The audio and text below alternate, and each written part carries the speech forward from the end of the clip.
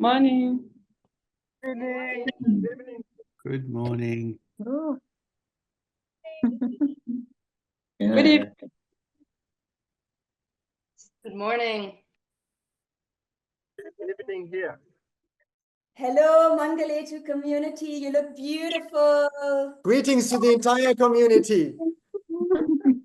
How special. It's in Tsavo. It's in Tsavo, yes. Okay. We are ready to roll in 1 or 2 minutes. We are just allowing a few more people to join. We can go back actually on gallery view, dear Evren, and are just preparing ourselves for opening our Earth family called Kenya, live from Kilifi on the east coast of Kenya. Welcome, welcome. We invite everyone for this starting moment. If you can, even just for a few moments, turn on your videos so we can see each other. You will be shortly discovering the extraordinary week that we have had, almost 2 weeks in Kenya, the extraordinary voices, the power of the communities that we have deeply immersed ourselves in and been inspired by. We are delighted that some of our youth leaders from Uganda are with us so that the bridges that they built in Uganda between themselves can now expand across the border with their brothers, sisters, and change makers in Kenya. I believe for those who are following us in another language, you could also turn on the subtitles. Donc, pour ceux qui nous suivent avec une autre langue, maybe Tatiana, you could just send a message to Edith about how she can follow with French subtitles. And we are ready to roll as we culminate the most extraordinary first season of the epic One Home journey, where all of us together are coming together to co-create home on earth. And it is so fitting that having traveled from Zimbabwe to South Africa, to Lesotho, to Tanzania, to Uganda, we culminate in Kenya. And in Kenya, we literally arrived. You can see 4 beautiful young people from the Sautiku Powerful Voices Foundation, which literally just wave, yes. They welcomed us at the border and we went to Siaya and had an extraordinary time with the children, youth, the elders, the community. From there, we moved to the Mafangano Island, way to Emmanuel and the Abasuba Community Peace Museum, where we had an extraordinary time. You will be hearing all about that, about their remarkable work.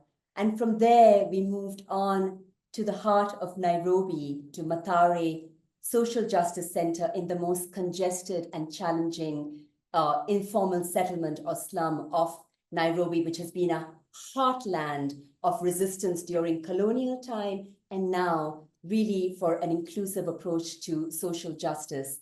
And we will be meeting them, and we will be meeting the traveling theatre, the People's Theatre, where we are joined by Mia and David Safari, who will be sharing their genius in bringing art and theatre to the power of art and theatre to the pursuit of peace and justice.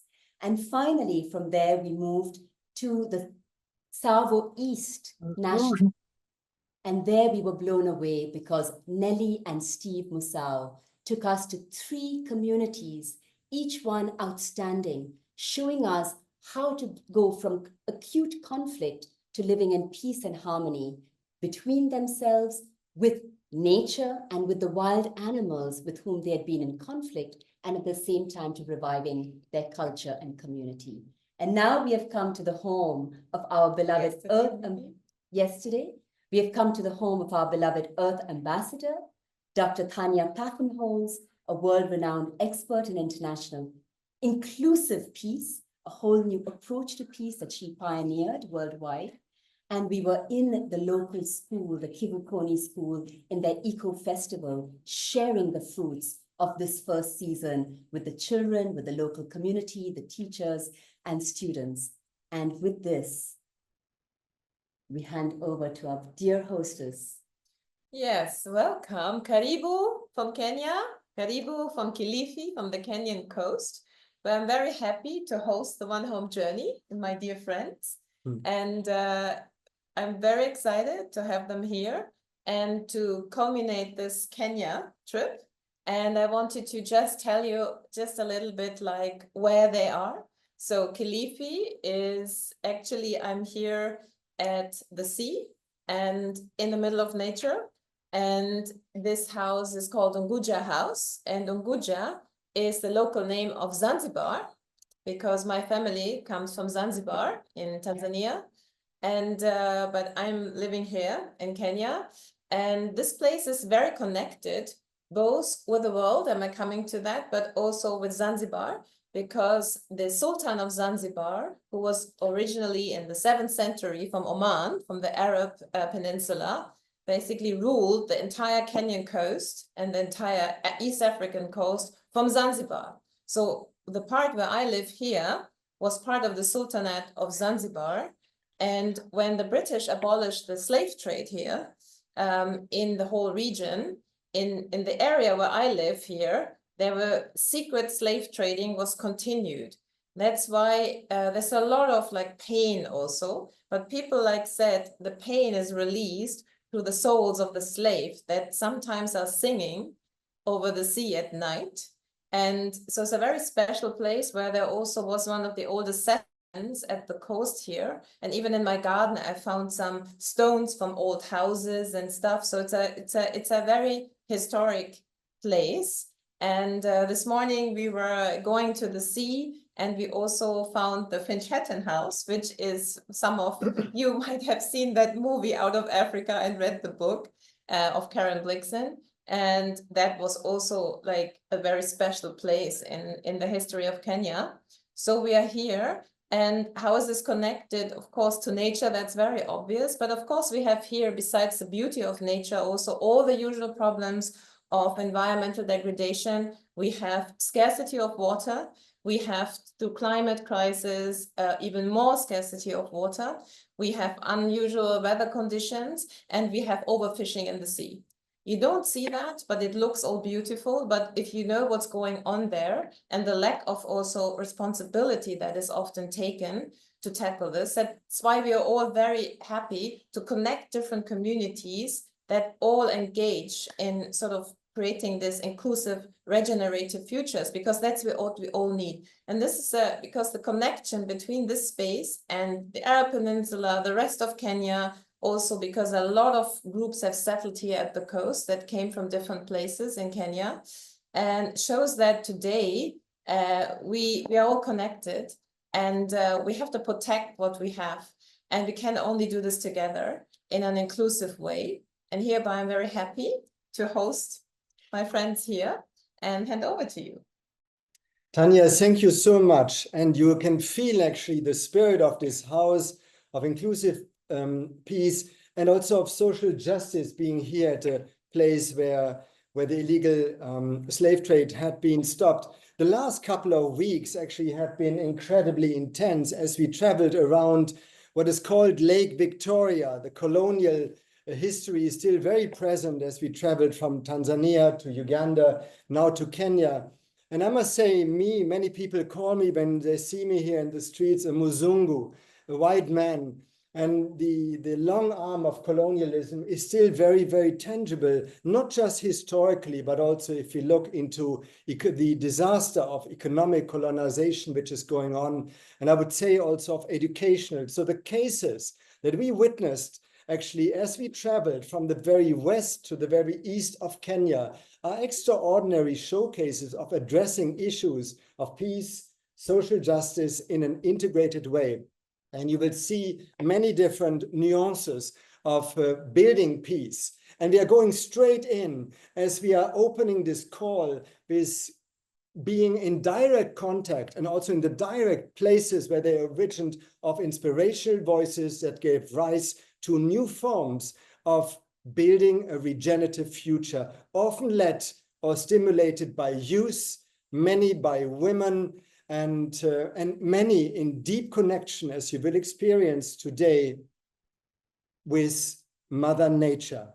And in particular, Rama Wangari Maathai, the late and great Peace Nobel laureate of Kenya was highly present, and you will feel this with the very first Home for Humanity that we are now introducing you to, and that you will experience our oldest one actually in Kenya, in Nairobi, in Mathare, the Mathare Social Justice Centre. Yes, I should mention that Wangari Maathai was a member of the Commission on Global Governance, in which I worked from 92 to 95, where I first met our Earth Ambassador Cyril Ritchie, after which she was a member of WOCSA, the World Civil Society Conference, which Cyril Ritchie organized.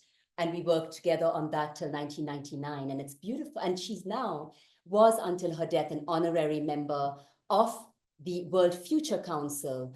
And you will be seeing that we also started our journey in Kenya with the Sauti Kuu, founded by Dr. Auma Obama, who is also a counselor of the World Future Council. So this week, it has been very important because we had the 25th of November, the International Day for the Elimination of Violence Against Women, when we were with women in the community in Mathare. We had on the 27th, the World Future Policy Award for Peace in Future Generations. And we will be championing those award winners as we go to their countries. And today is the International Day of HIV/AIDS. And as we have traveled across Africa, we have seen the ravages of AIDS, a generation orphaned without parents, and the lack of transmission of culture and values, and how the organizations and initiatives we found are restoring those values, restoring that sense of community, of inclusion, of belonging, of culture, which is what makes this so remarkable. And with this, we are tuning into the Mathare Social Justice Centre. We are welcoming one of its co-founders, Wanjiro Njeri. I hope you are with us as well, and Gacheki. And before we put you on screen, Evrim, please spotlight our friends from the Mathare Social Justice Centre. We see a short video welcoming us into Mathare. And if not, Tatiana, please. I think. Yeah.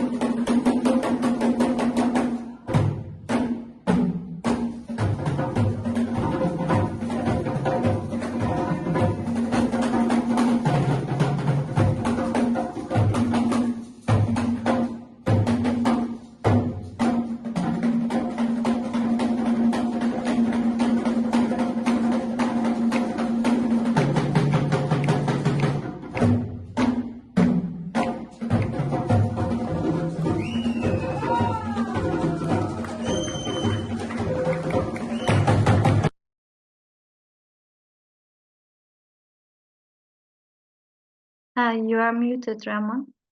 That's just to give you a flavor of the day that we had, of the time, the days we had with the Mathare Social Justice Theatre, and to give depth to this, this is a teenage mothers program.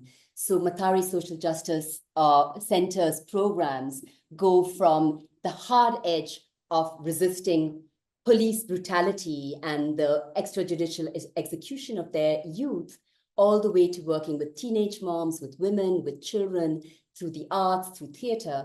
And while we wait for the team to get on board, what we have with us is two outstanding artists of not just Mathare, but of Nairobi's informal settlements. So should we jump straight to the traveling theatre and share with Mayor and with Anthony Mayor Otiambo and with Davis Tafari, the two of the co-founders of the Social Justice Center's traveling theater, which is born out of the Mathare Social Justice Center, as we are waiting for the team. Davis Tafari and Mayor, over to you to introduce us to your place and show us around. Yes. Thank you very much. First, I'll start with introducing myself. I'm Davis Tafari.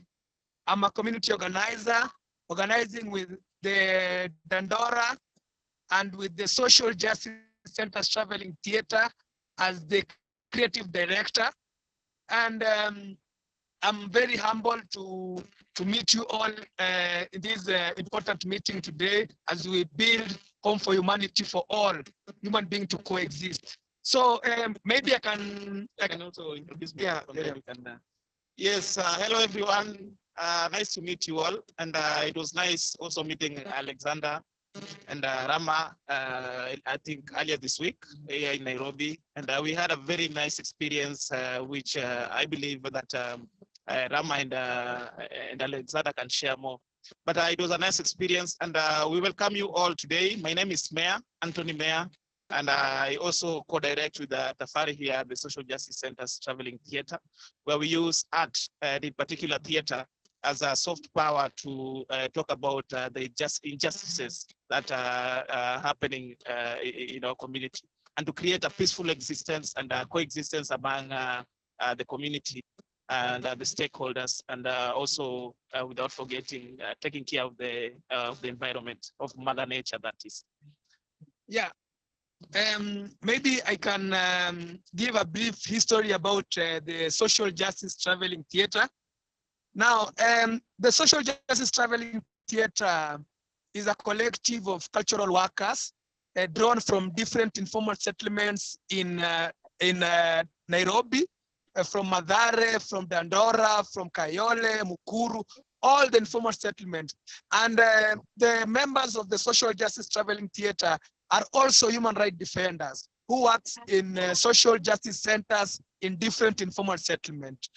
The Social Justice Traveling Theatre was formed in 2018 after the historic day, which we always celebrate every year, known as Abasuba. Abasuba is a very important day in the history of Kenyans, because it is when the people came out to demand for multi-party. But right now we demand for economic freedom and social justice. That's why every year we always come out to demand and speak out for social justice. So the Traveling Theatre was formed after the powerful march on Abasuba, where we saw the importance of art as a tool to create awareness and also to bring people together. We realized that art is not only a mirror that reflects the realities of our life, but it is also a hammer that shapes our realities of our life. And we've seen art works very well in our community. So that's why we formed the Social Justice Traveling Theatre. We've been able to travel around more than 42 counties in Kenya, advocating for social justice and also trying to restore dignity, because we believe that art can restore dignity and also can change mind. So the Social Justice Traveling Theatre has been in the forefront in organizing our community and also using theatre to illuminate the struggle of our people. And we see theatre being in the forefront, like just past month, 25th June. Yeah, in 25th June, thank you very much for sharing screen. So 25th June, there was a bigger protest that happened in Kenya, where we were saying that down with this finance bill, the punitive finance bill that was brought by this Kenyan government. Our theatre was in different communities to highlight our theatre, and we saw many people came out in large number to demand that the government to put an end to this punitive finance bill. It was the biggest demonstration that has been seen worldwide. It even made me being arrested by the DCI because of our work, because of our theatre, but it has also motivated us to continue coming together and continuing with our theatre to spark this conversation. As you can see with the slides, you can see there's a different plays that we do.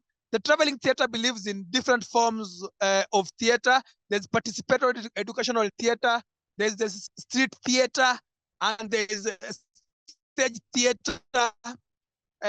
Forms of theater brings together, as you can see in this slide you can see when we were in our community in Dandora, where we were talking about the ecological injustices. As you all know, our traveling theater is located in Dandora, where there is the biggest dump site in Kenya and in East Africa.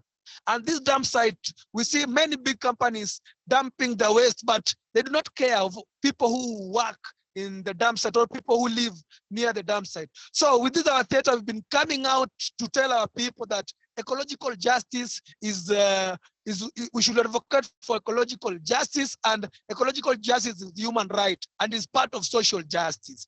Now, that is what our traveling theater always do, and I can give Mayor to contribute more about our traveling theater.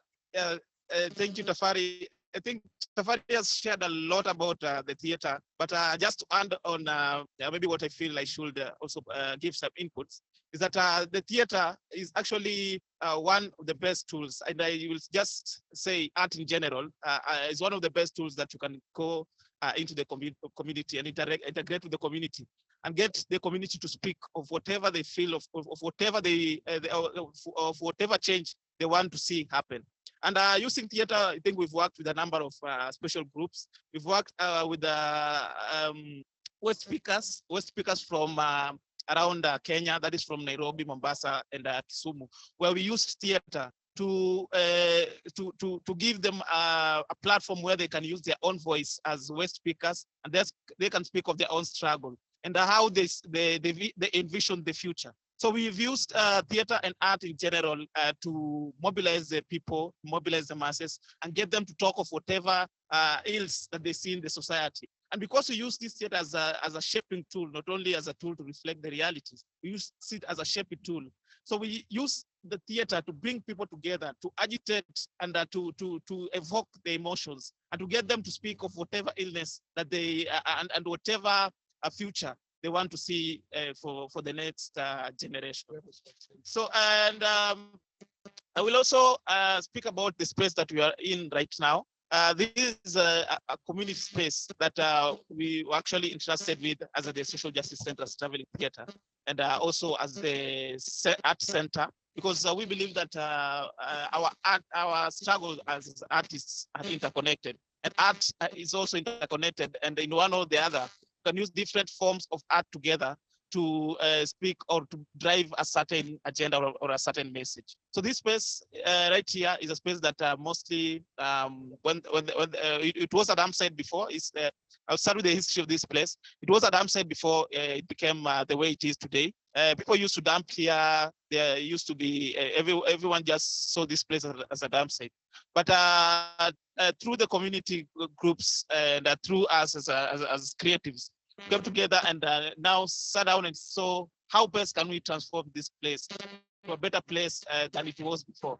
And that is why this place is as it is today. And the community use this place mostly during activities. There are weddings held here, birthdays, the birthday parties held here, rallies held here. So this is a space that has provided a safe space for communities to hold the events, because most of the social halls around our country were abducted.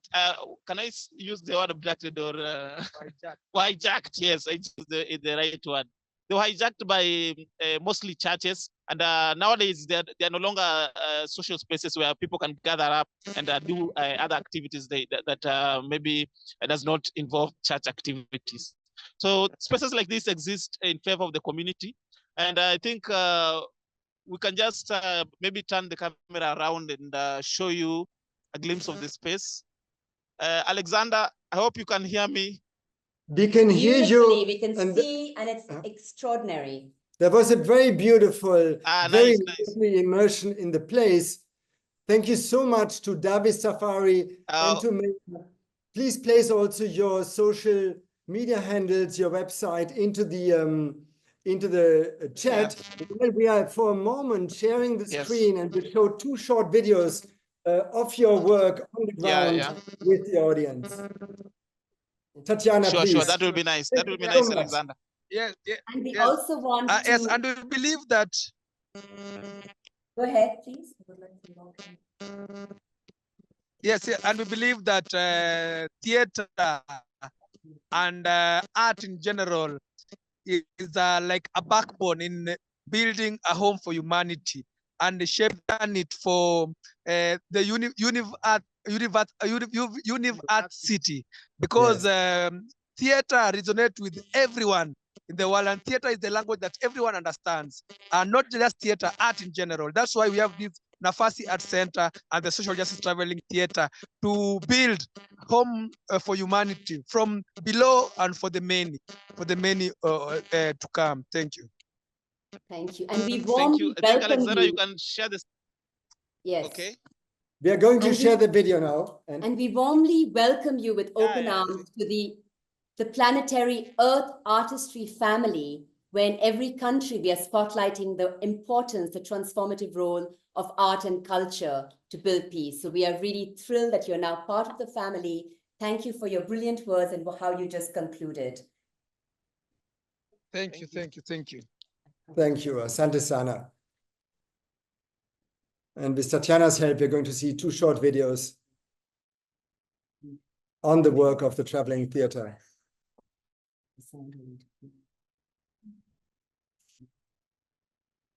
Tatiana is not yet showing. Not showing? Could you not see the screen? Whenever they're fluent, we get an echo. We get an echo. Can you hear me, Alexander? It's broken, but we can't see the videos yet. Okay, it's also echoing a lot. No, it's okay. gone. It's okay. It's Okay. fine. Okay, Yeah. let's try that Well- again. Can you see now? Yes, coming. Okay, here we go.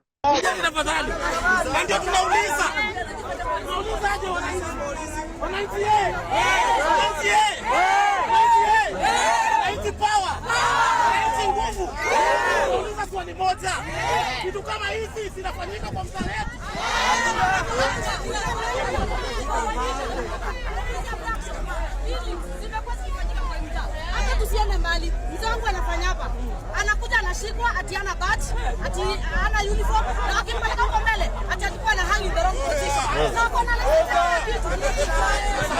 na tunauliza aje? Wacha tusikuru anapiga pale.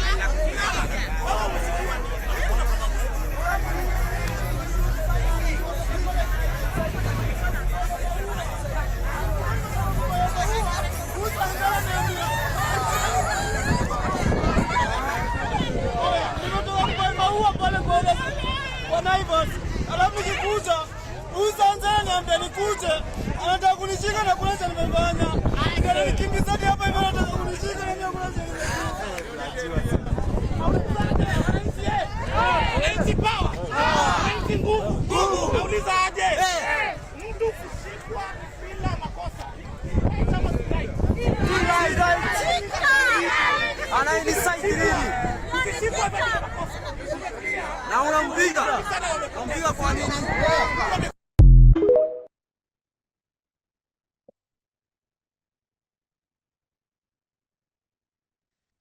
Thank you very much for showing so much. the video. Actually, the video is a participatory educational theater performance, street theater performance. We were in Ngong. Ngong is a place in Kajiado County where we are doing a performance on police arbitrary arrest, and it sparked conversation, and the community related very well with the invisible participatory educational theater performance.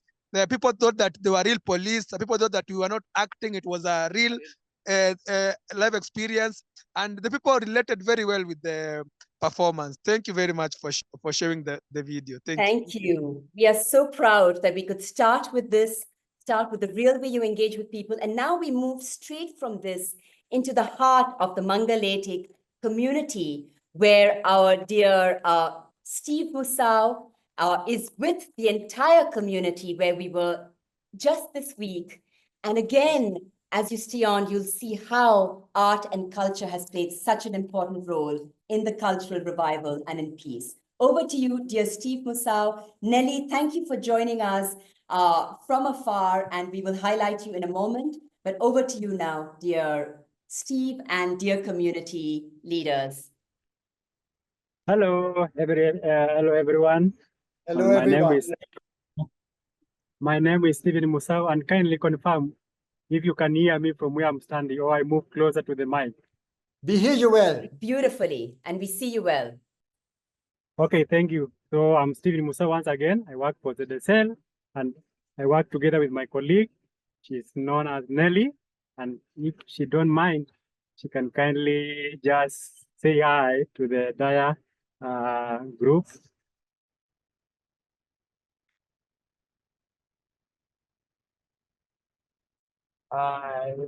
Nelly, you are muted. Ibato, you are talking.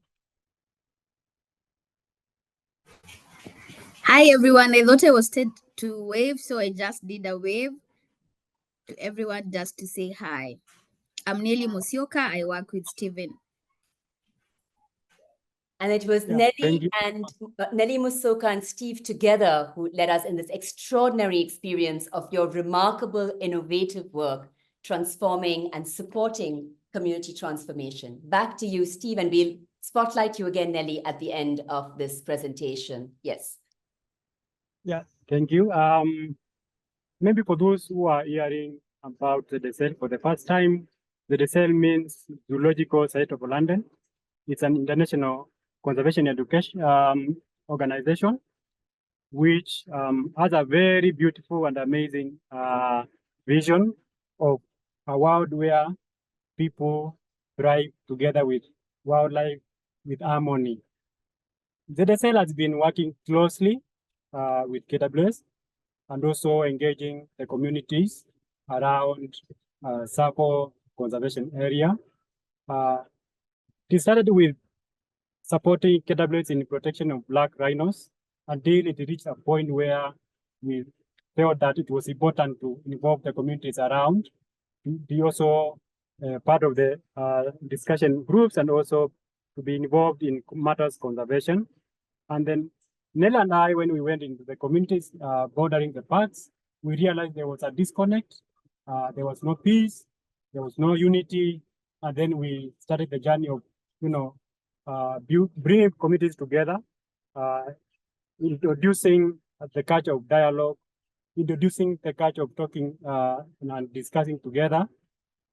And then we did that for a couple of years, and this is our 5th year now, doing that, educating communities, bringing communities together, working as peace brokers, solving the conflict between institutions and also community people.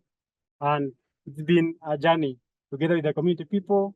And today, I'm with one of the groups which has taken the front lead in matters conservation.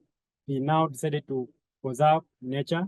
We have now started feeling that their presence is being felt. They are now gained the confidence that their voices are being heard, and now they are utilizing their wisdom, their cultural wisdom and knowledge to conserve what they have, to preserve what they have for themselves now and also for the future generation. And with me is a group known as Mangelete Kisooni Cultural Center. This is a group led by his chairperson, Joseph Chonda. It's a group of 95 members who have decided to take the lead, who have decided to showcase their power in culture, who have decided to be an example to the whole world, to show them that together it is possible. Together they can conserve. Together they can use the knowledge. They are professors by their own. It's only that they don't know how to put it on the papers, but they have all what it takes to conserve. And now allow me to welcome the chairperson. Once again, his name is Chonda, to introduce and maybe to do a quick intro of the group and give us some background overview of the group and where they, what was the idea like coming together and where they would want to go in the next generations to come. Thank you. Welcome, Joseph. Hi, ho. Good evening. As Stephen has said, my name's Joseph Chonda from Mangelete Kisooni Cultural team that is involved with turning back and transforming our community. With me, members of my group, I would like to request maybe where possible, my group has a small song that can we would want to introduce to you, and then I continue from there. Yes, please, dear Joseph. That would be wonderful. Tatiana, could you help the sound? Yeah. To ensure we can hear them. Yeah, I'll do what I can. If they can put on original sound for musician on, that will help a lot.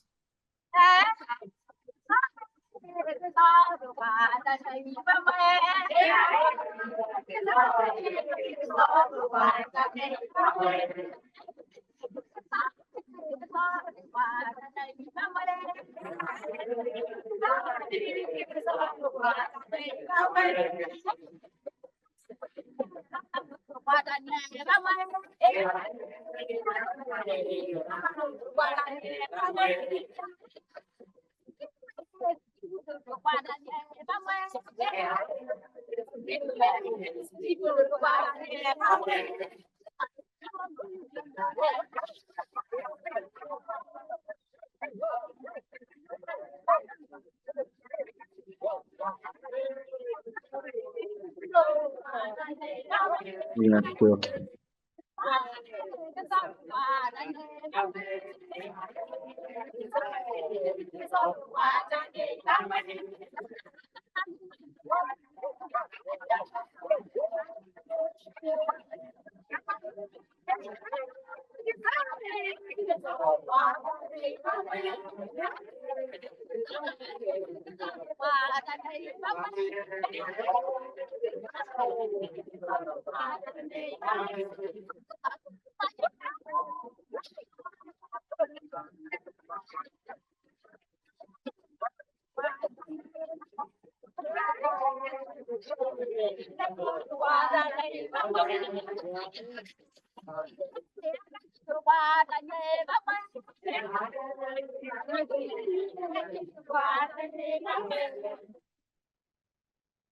Yeah, it's a bit of it.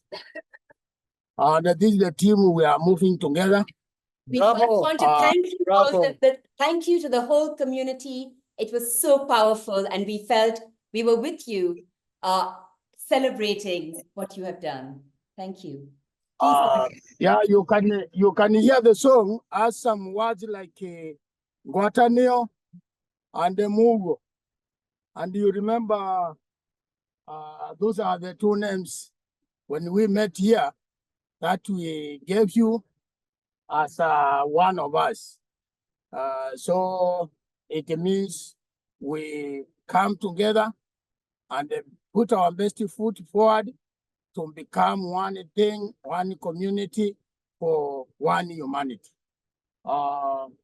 Historically, it's good to know who are this team that is poised to make conservation and to invent what we or to reverse what formerly has been taken for granted, like the cultural heritage. And in that case, we are the Kamba community.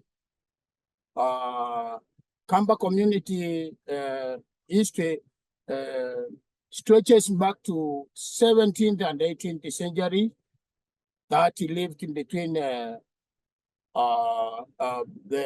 River Savo and the Kiboko River.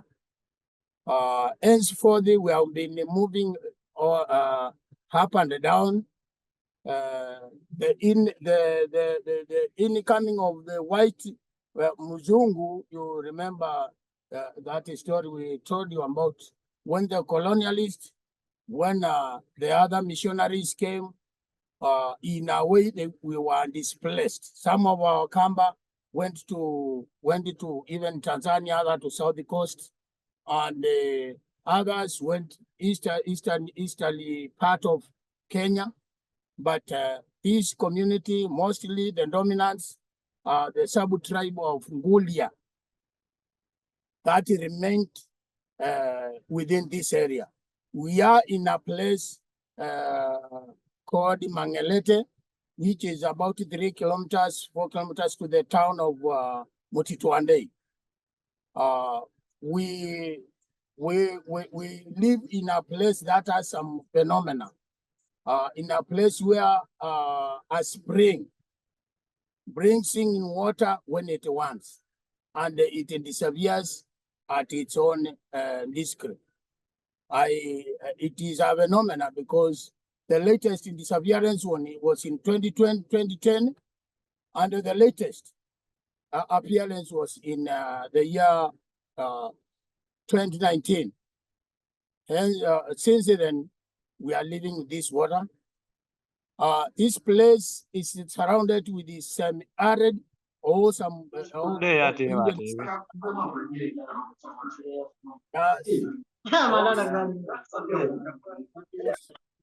yeah, some other land is quite arid, but this is like an oasis in this place. And when the water disappears, everyone, the exodus, people move away from this place. It becomes totally dry, and again when it comes in, the influx of our people flow here. Everyone in need of getting a small plot, not minding about the destruction, and so a conflict is always within our place. And given these problems that arise, we have put our heads together, and decided as a community that owns this part of Mangelete to transform it in other ways other than destroying what is natural to us. And that is why in February this year, we came together. We started what we would say like a communal movement. And then now, as we are talking, we are 95. Still, we are embracing and looking forward to getting more and more members to come on board. So far, we have a scope of 700 acres that need to be transformed. We have some priorities, which of course we have started to do, like a tree nursery, so that we can reclaim the lost trees. During the dry spell, trees are cut, and charcoal is burnt, and another kind of wood in demand. But today we have started some few months ago. We have started a tree nursery. It is for us to reclaim our land and even to spread it to our neighbors so that the land is reclaimed. Again, we have gone to some deeper thinking and the thought of embracing culture which has been left behind for reasons maybe of the foreign teachings, the foreign norms that sometimes when embraced, they cause also damage to our nature.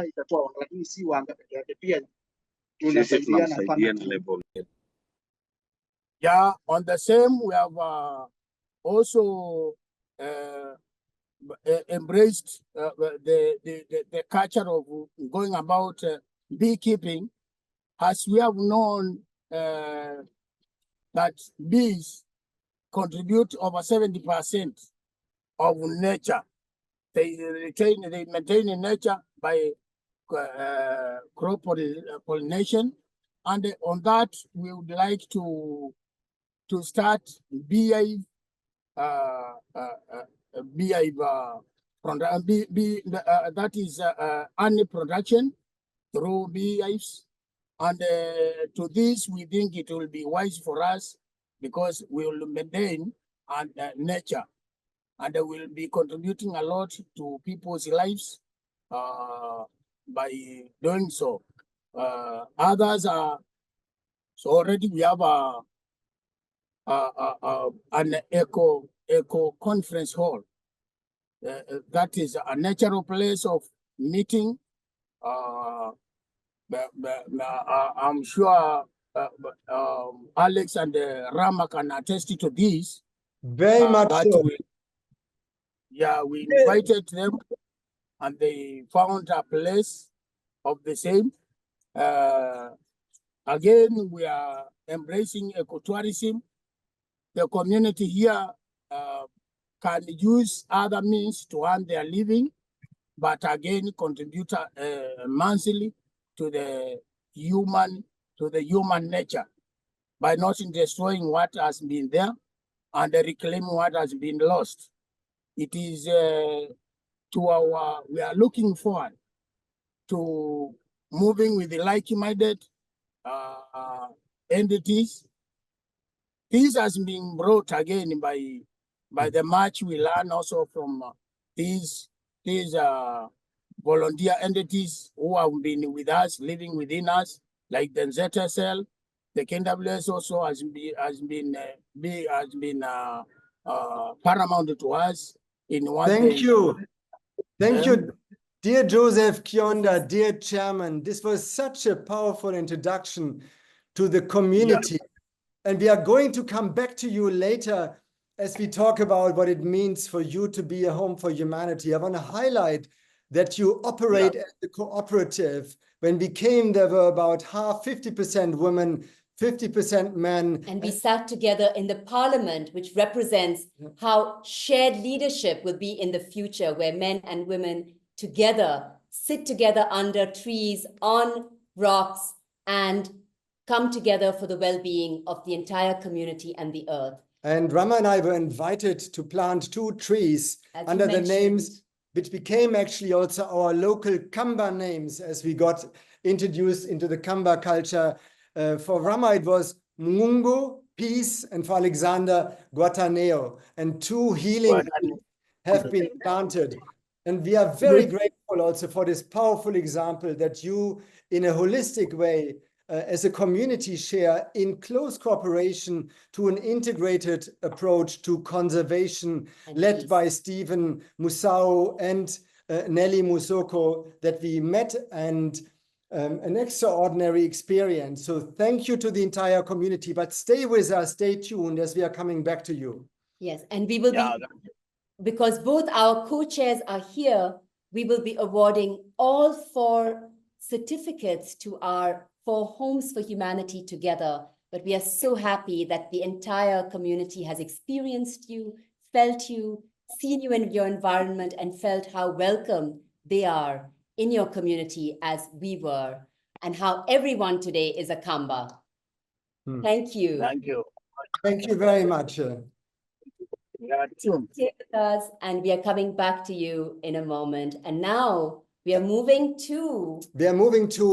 right into Lake Victoria, and Evrim perhaps show some of the pictures as we are introducing a very innovative initiative on Mfangano Island in Lake Victoria. Mfangano meaning historically reconciliation. So here you are going to meet the Abasuba, based on the Basuba people, the Abasuba Community Peace Museum, which in connection to ancient culture, to historic rock paintings that have been found on the island, over 2,000 years ago that made the island today a UNESCO Eco-Cultural World Heritage, and in close connection to the ancient past. The Abasuba Community Peace Museum is building an approach towards peace building in the future. And with us today is one of the young initiators of the museum, which is Emmanuel Wanyende. Emmanuel, we greet you live on Mfangano Island. Over to you. Hello, everyone. How are you? My name is Emmanuel Wanyende, and I serve my community in the Abasuba Community Peace Museum as a project manager, an initiative that started 24 years ago today. And giving you a brief history, as Alexander has put it, this is an initiative that began with a member of a community called Mr. Jack, who happened to be my brother. So when the project came to the community, he didn't actually know how to pitch it. So he consulted my dad, and together my dad put up a council of elders, his peers, and then they consulted with the local council of elders of the Mfangano chapter of elders. And then later it became a community elders now having the meeting. Now that include those people in Mfangano Highland, Rusinga Highland, where Tom Mboya comes from. Most of you have heard of Tom Mboya. So, and then we have Gembe, Kasgunga, and Gwasi together with Kaksingri. And we say Suba is made up of 6 nations. So it is a home of 6 nations. Those are the regions.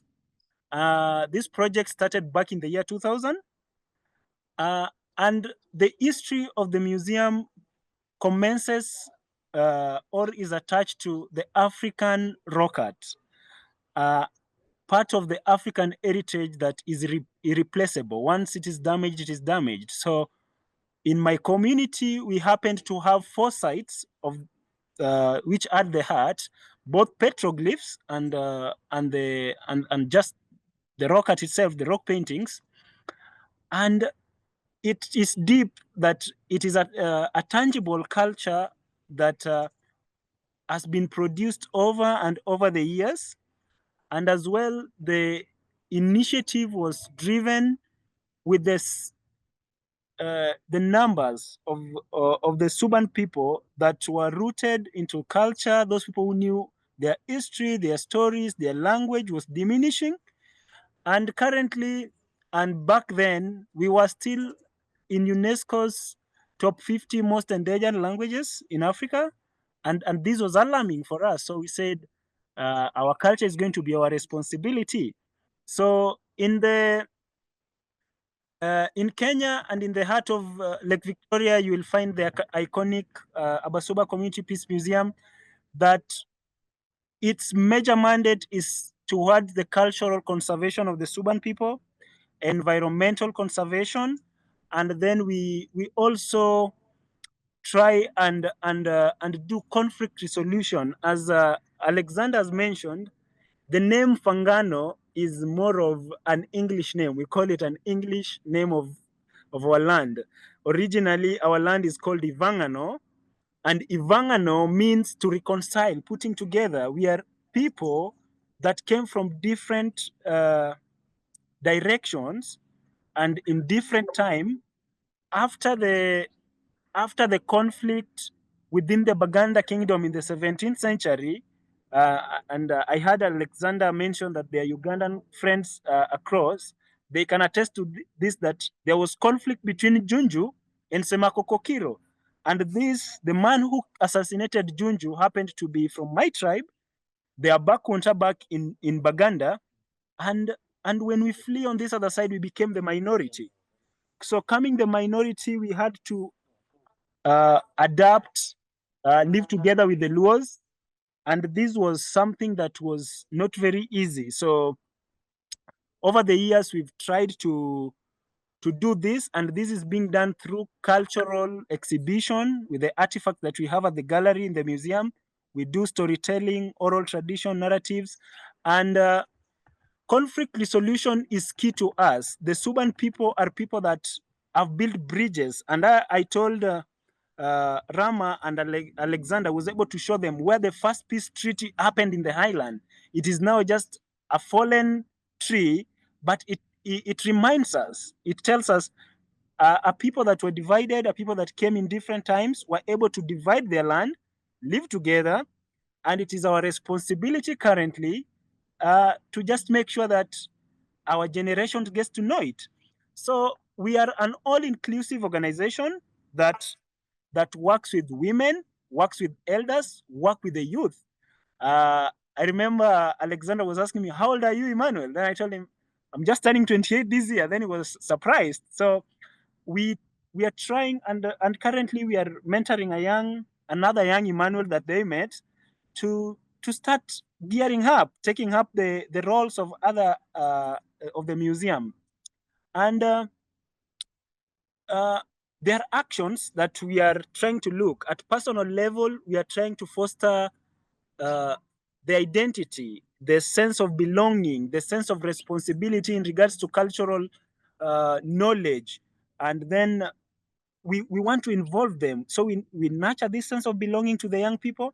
And from tomorrow, we'll be having the Suba Youth Cultural Promotion Exhibition and Festival, of which some of the participants are arriving to the museum today, and we'll be having a vibrant week where we talk about our pottery, we talk about our basketry, we talk about our language, our history, our games, and we talk about our fashion and our food. So it is a way of bringing up the community to include them, give them a sense of belonging, and through that, we tell them their stories, the relationship. Do we accept one another based on our clan differences, our beliefs, and how do we work together in making sure that these different individuals are working together to make the community better. Then at the local level, we are having initiatives that are community-led, like eradication of poverty. Sometimes we do grain distributions or seeds distribution within the community to some elders, and then creating a safe space for people.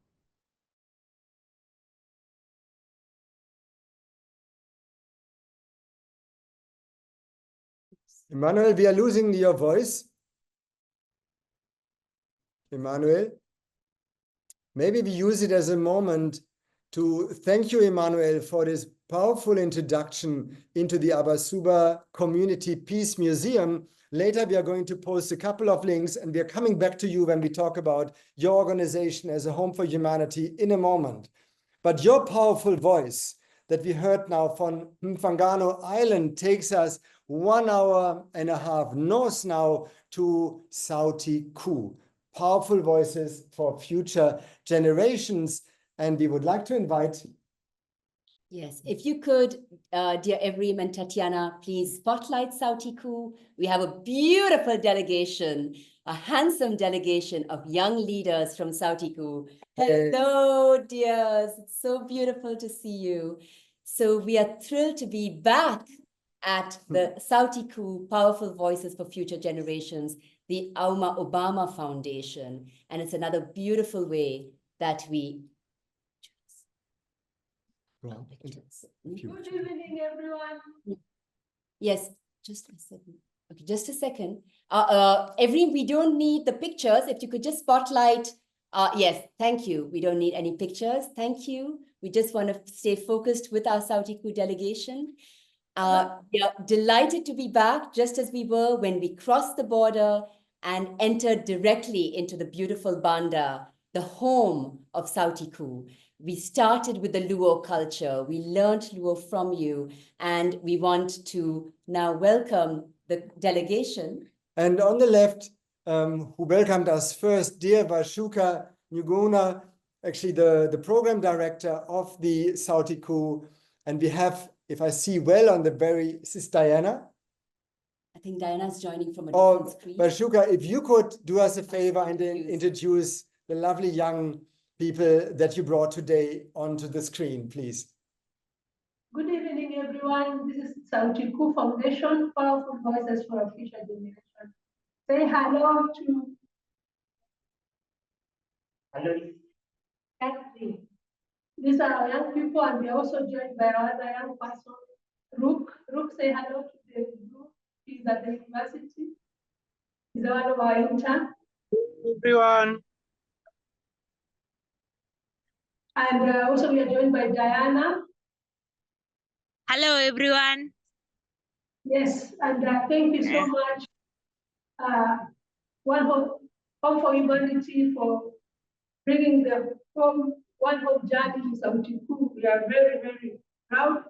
So it's okay, you can, Tatiana, you can share some of our photos, it's fine.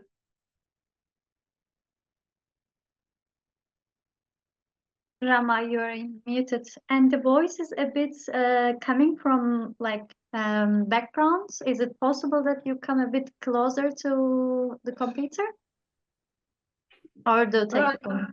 Yeah, thank you very much. Could we request Diana and Rook, if you turn on your videos, then Evrim will be able to spotlight you as well. So if you do that, we first hear from you, Washuka, and the youth with you, and then we could spotlight Diana as well as Rook. Rook has been having some trouble with his internet, but I'm sure we get him. Great Good to see you. Rook, if you just turn, yes, wonderful. So we are here with our young people, we call them Sky, Sauti-Kuu youth, and we are also joined by our intern Rook and by our assistant programs coordinator, Diana. So this last week, we welcomed the Hope for Humanity at Sauti-Kuu. So Sauti-Kuu Foundation works in Kenya at a place called Alego, Nyangoma. We were very proud to receive you, Rama and Alexander, and thank you very much. We work in four sectors. We work in the personality development, where these young people are mostly the focus. We work with sustainable economic growth, where we work with families. We work with the families of these young people at their homes, and Rama went and visited one of our homes. We work also in education and training, ensuring that young people get basic and even advanced education. And as all of you know, that education is a key opener for most young people. So you'll be able to hear from them. And most importantly, it's good to note that Sauti-Kuu works in a holistic approach. We target the child, but we also encompass the whole family. We work with the family to ensure that they have a voice. Our powerful voices is just not about talking, it's about having something in your pocket. So we work in sustainable agriculture, using organic farming. We work in climate change, ensuring that we are saving the environment and building, we call them candles, energy saver stoves for families, so that they can use the hedge around their homes to just break out branches from the trees and light fires. And this is a game changer, because now wood fuel and the whole of the energy sector is causing a lot of climate problems. So we also work with them to ensure that they're able to feed their families, because a family that is well fed, well nutrited, with good nutrition is what thrives. Then we also work with them to ensure that they have good health, they have clean water, and that their young people also have a voice through personality development. When we work with in sports, they are not talk about that.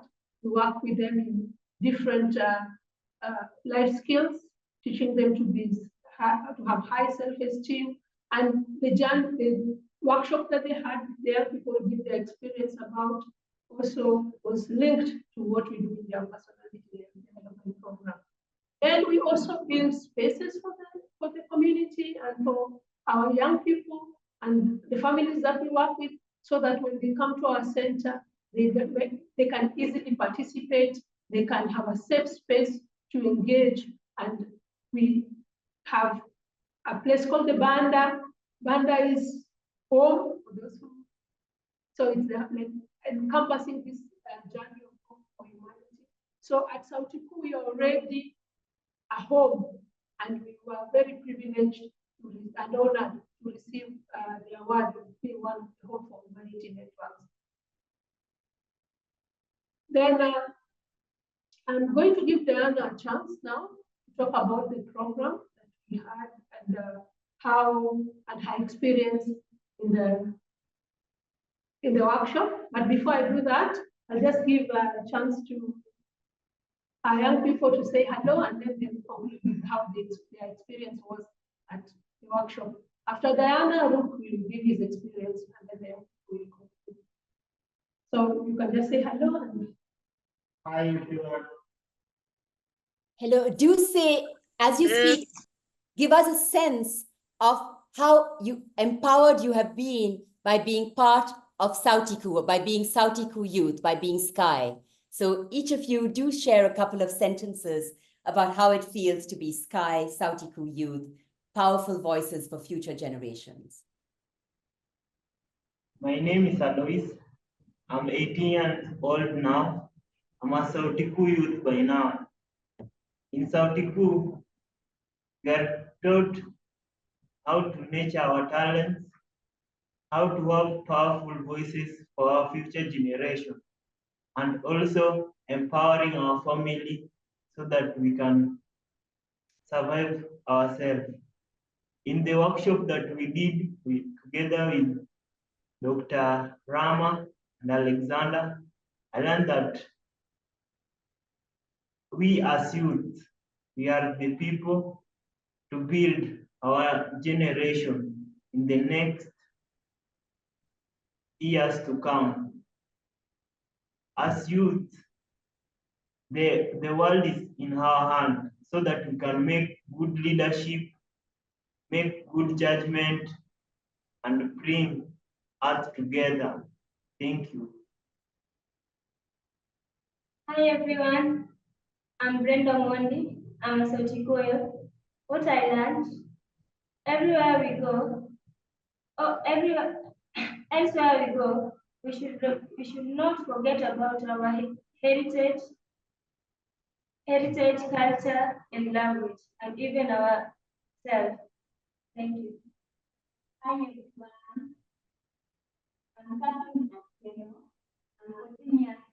And just come a bit closer to the screen, to the mic. Yes. I'm Catherine. I'm 14 years old. I've been in the 3 years now. Sorry, come a bit closer to the mic, please. Maybe to exchange places. It's too difficult to hear you. Yes, just if you bring the screen super close to her. Thank you. I'm Catherine. I'm 14 years old.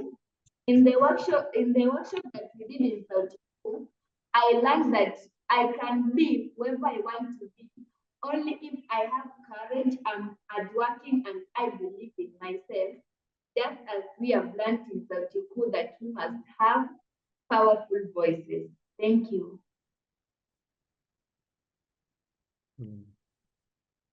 So we'll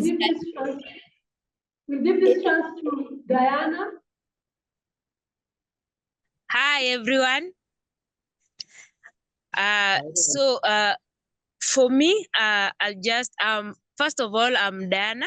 And for me, for those who doesn't understand Swahili, Sautiku means powerful voice.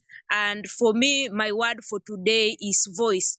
So for Sautiku is a place where we have been free to hear out our voice. We've been free to share what we feel, and we've also been free to accept other people's opinion about everything. So for me, that's Sautiku. And before I talk more, I'll give Rook a chance also to talk. Rook.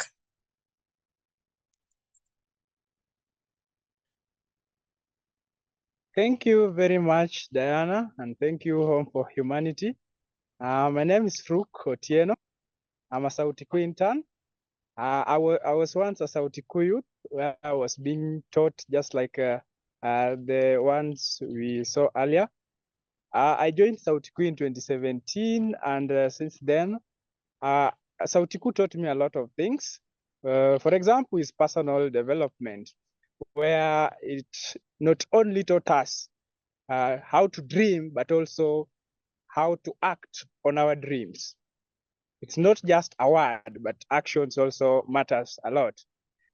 Next thing is about education and training, where Sauti Kuu offered some tuition, and from that, that's where I got empowered. That's where my passion for education grew more. So, right now, I go back to Sauti Kuu to give back to the community, because that is where I was shaped. And just as Alexander and Rama, they were teaching about Home for Humanity.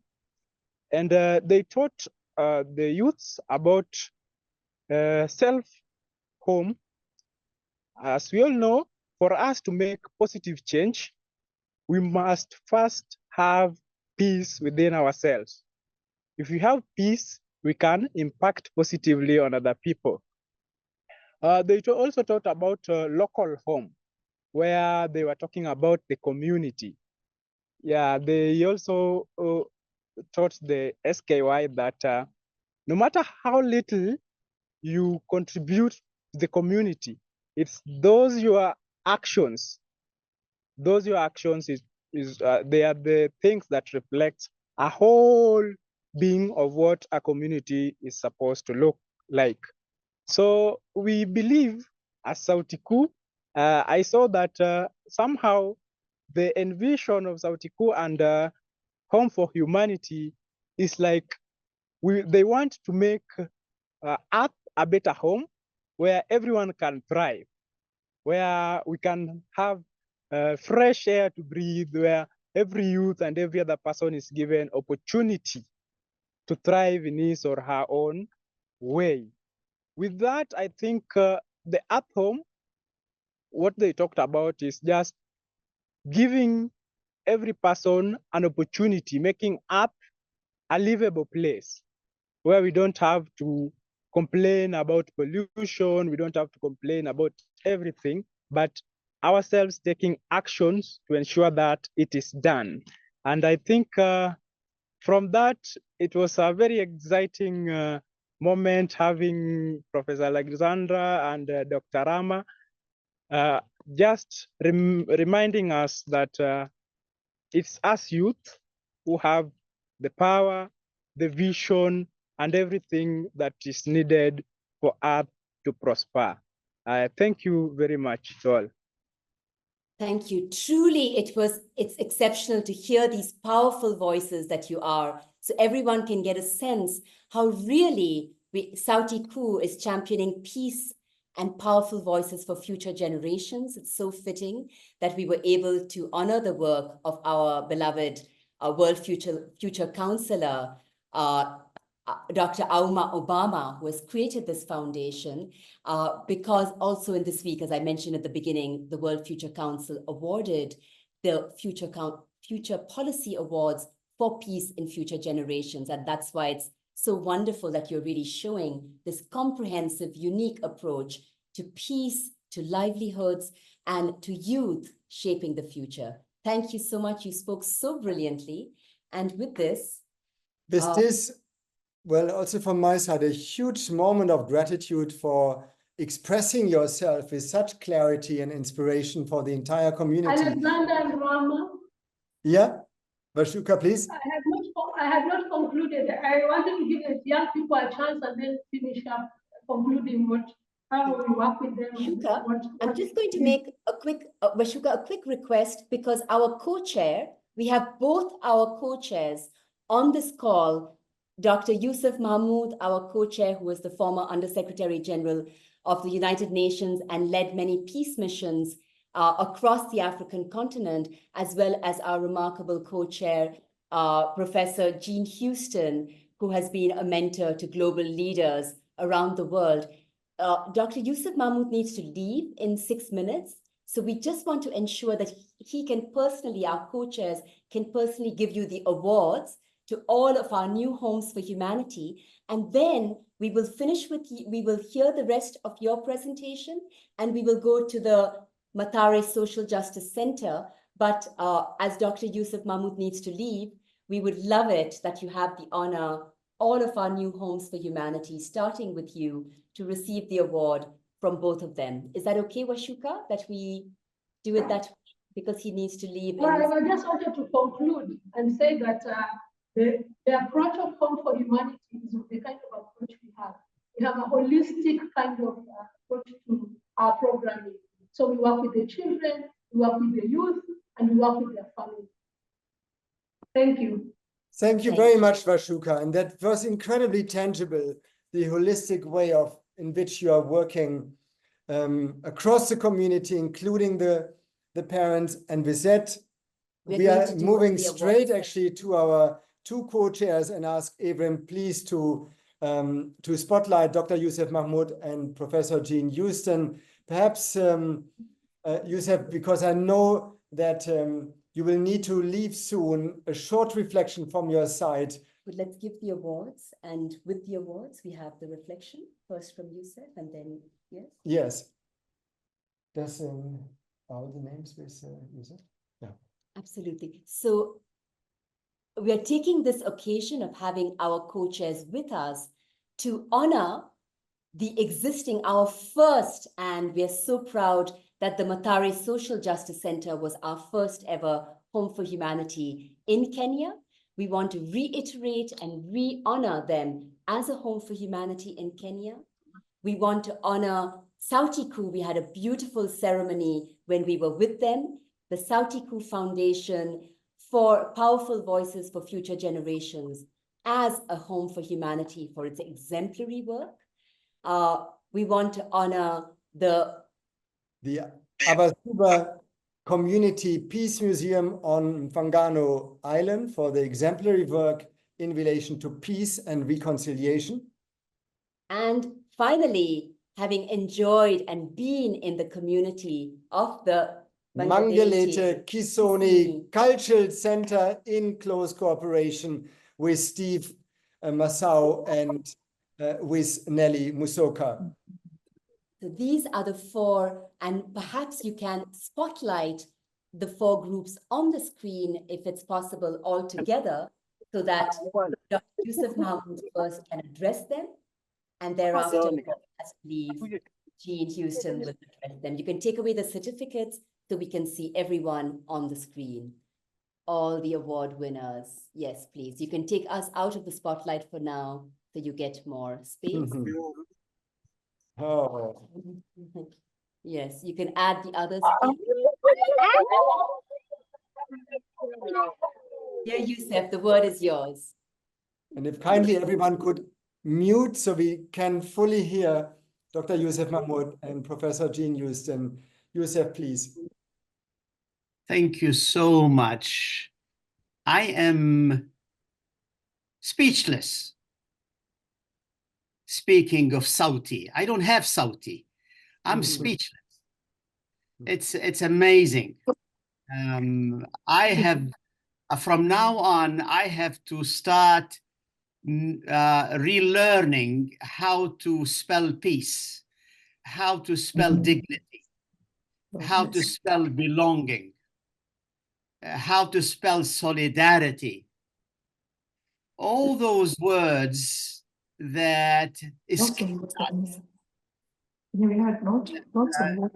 I am so impressed, so moved by the multiple ways are showing us how to heal broken relations with each other, broken relations with nature, and broken relations within ourselves. It's only when there is inner awakening that we can dedicate time to outer service. And I am so impressed and so thankful for this opportunity through the work of Rama and Alexander to uncover and discover with a lot of humility what so many fellow Africans, I'm from Tunisia, are doing to teach us to heal from the scourges of separation, to heal from the legacies of what been imposed upon us. I like the way you befriended the future. So the various movements are intergenerational. There is co-leadership taking place.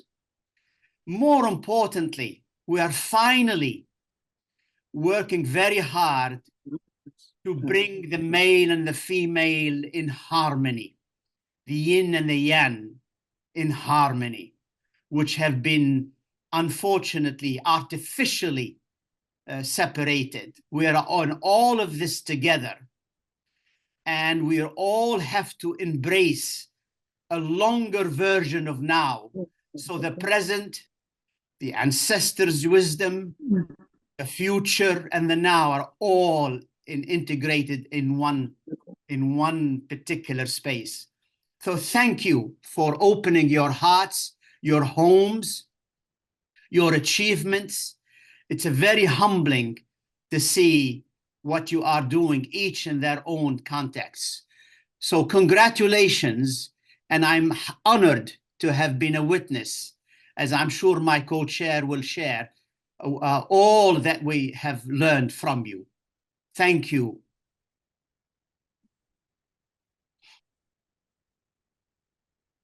Yusuf, we are so happy to hear your words, and this is indeed what we wanted to hear. All the faces, the facets, the dimensions of peace, past, present, future, inclusive, integral, comprehensive. And so you have seen this redefinition of peace, justice, and development from an integral perspective that our Kenyan outstanding Homes for Humanity demonstrate.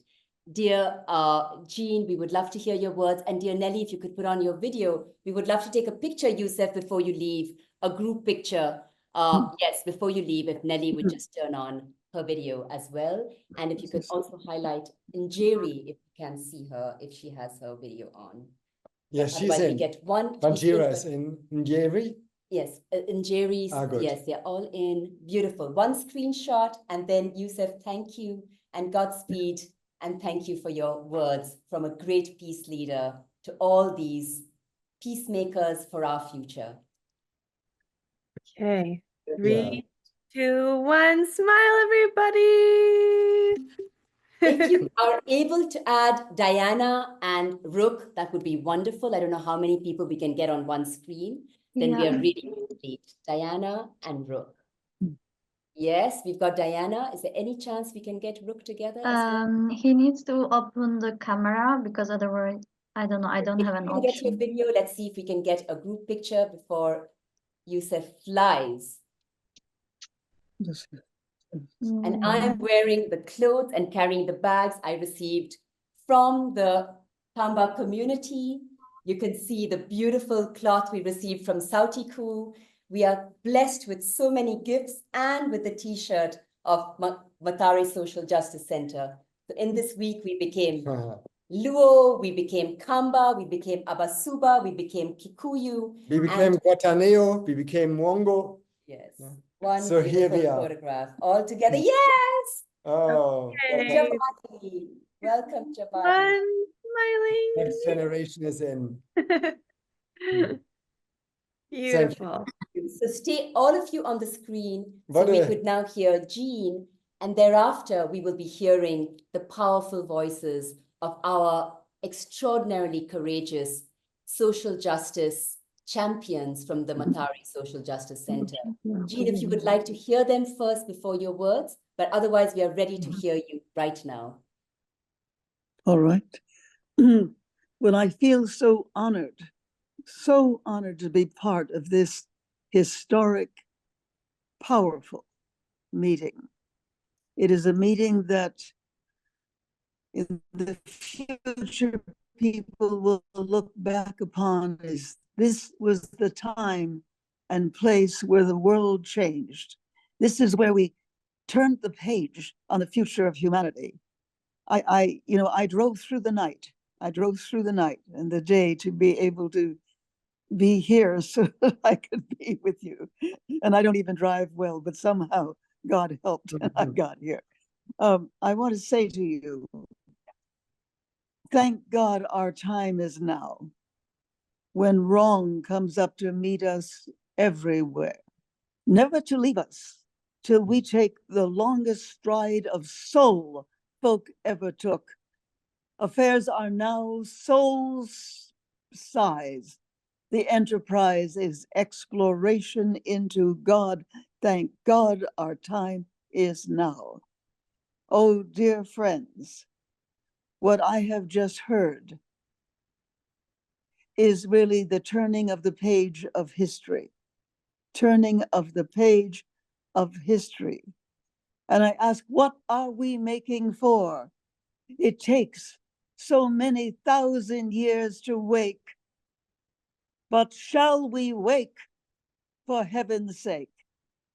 And what I have just observed and what you have just been and done is the new awakening of the human story, the new awakening of the human story.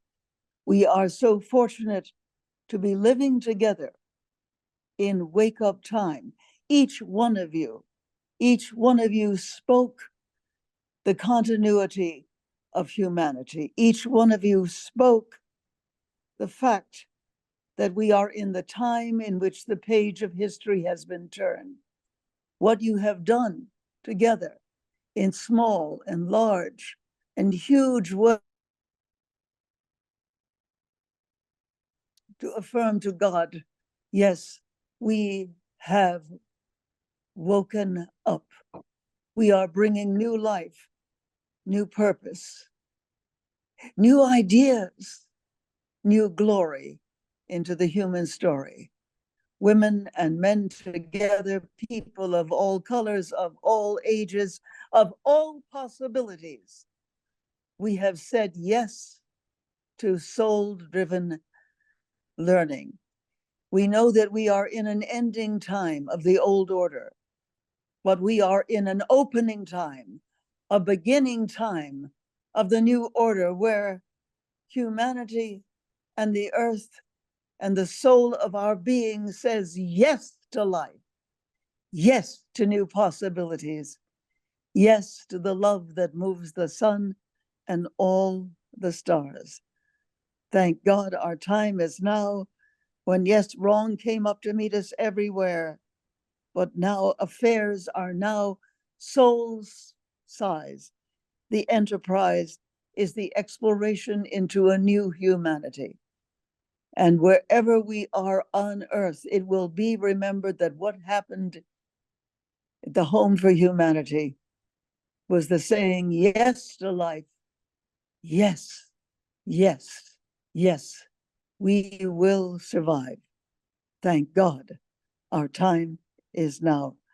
I feel so honored to be with you today in the wake-up time, the time where we said yes, the time in which humanity turned the page from the old order, from the things that no longer work. For each one of you, dear friends, as part of the new order, the time in which humanity gathers together to bring us into new life, new possibilities, new love, and above all, the love that moves the sun and all the stars. It is wake-up time. I am so honored to be with you. Thank you. Dearest Jean, it means so much, Professor Dr. Jean Houston, a leader of the human potential movement of social artistry, who has transformed the face of education, who has been a mentor to so many great, great world leaders, that your words and you could be present to honor these great communities, these great youth leaders who are facing such adversity, but responding to adversity with courage, with compassion, with love, and with creativity. Thank you. It means so much to each one of them. And with this, we are going to turn to the Mathare Social Justice Center, who we have not yet heard, so we can hear from them. You're now in the center of the screen, and Jabali represents the younger generation of leaders and voices for the future. Jabali, so beautiful you're here. So dear Mathare Social Justice Centre, let's start with you, Wanjiru. Do turn your phone horizontal so we can see all of you, if it's possible. And we are all ears to hear the power of your work for social justice. Maybe before she comes in, just allow me to ask to jump off because it's about to rain and it's getting dark. Yes. Let's see you on the full screen again, Mangelete Cultural Community. Let us see you on the full screen so we can all wave goodbye and sing us a song as you welcome the rain and we hand over to. Thank you, Mangelete Kisooni Cultural Center. Thank you, Stephen Masao. And thank you, Stephen, for wearing the Home for Humanity t-shirt. We thank you so much for the much you have shown us and the way we are putting together the best foot forward, and we promise that we'll work for the intent of one humanity home. Yeah, thank you. And maybe my last word to the world is that culture is a powerful tool that embraces all the rights, that embraces peace, and that embraces the right and the real definition of a community. Thank you. Thank you, Steve and Nelly, for your exceptional work. Thank you, Chair Joseph, and the entire community. We love you, and it is beautiful that you could be all together with us. And with that, from the community of Kisooni, the heart of Mathare. Into the heart of Mathare. Wanjira. We can see you all together. Hello. Hello. Hi, can you see us? We can see you very well. Evelyn, you can take us out now of the screen so we really focus on Mathare. Thank you. Okay, we are actually in Mathare in one of our meeting spaces. This is our little heritage here called Sierra Maestra. This is where we have our internal meetings, like one we have just concluded, planning the launch of the Wangari Maathai Memorial Park and the River Festival, which will be later on this month. So my name is Wanjiru. I'm a co-founder of the Mathare Social Justice Centre. I'm here with the coordinators of various campaigns at the center. So Mathare Social Justice Centre is located. I'm going to give everybody a chance to say hello. Let me just give a brief introduction of the center. So we are located at the heart of Mathare slums in Nairobi, Kenya, which is one of the biggest informalized settlements in the country. And the work we are doing is mostly marching towards the new world that we would like to see. We already know what we do not want to see, and this is what our campaigns are based on. For example, the campaign against extrajudicial killings. We are moving towards a world where we do not want to see extrajudicial killings. Campaign against normalization of gender-based violence. We are working towards the end of a patriarchal world and a world where there's gender-based violence. The campaign on ecological justice, we're working towards greening Mathare, planting trees, and towards an ecologically justice world. We have been around for the last 10 years. Our membership is intergenerational, from small kids who are in MSJC Kids Club to teenagers who are in MSJC Dance Crew and Matigari Kids, to women. I think our majority of our members are actually women and youth. That's just a brief overview of Mathare Social Justice Centre. I'm going to give my sister here, Sadia, to introduce herself and tell us which campaign she coordinates. Sadia. Hello, hi, how are you guys? Very well, good to see you. Happy to see you too. For those who are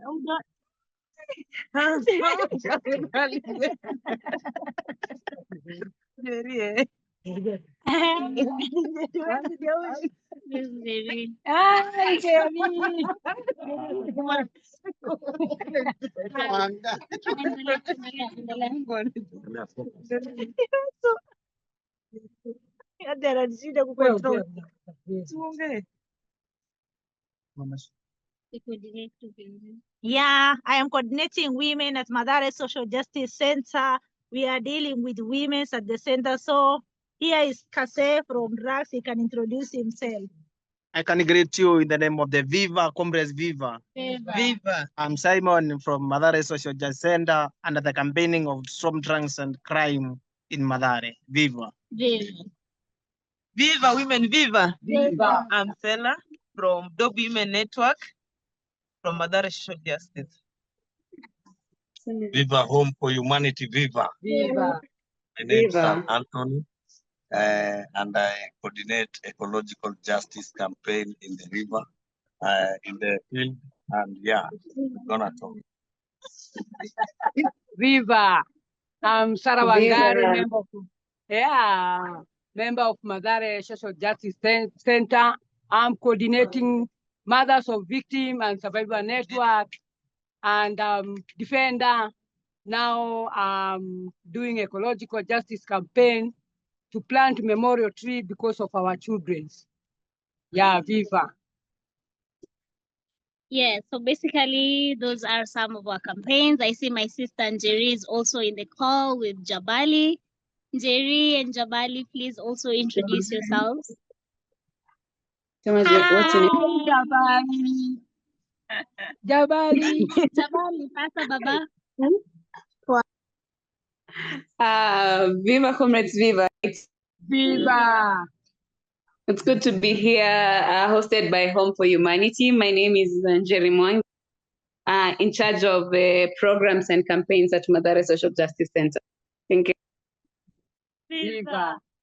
Viva and Justice. I just want to quickly say to everyone on the call that you are now experiencing both this incredible space, the Mathare Social Justice Center, where so much has happened for the good of the community, but also the home of Njeri. Njeri is only 25, and she has created this beautiful home, which is a home for the entire community, and which was our home. We lived in her home in this beautiful space. So experience the sense of home that Mathare Social Justice Center is creating for the community, for the transformation and the future we want.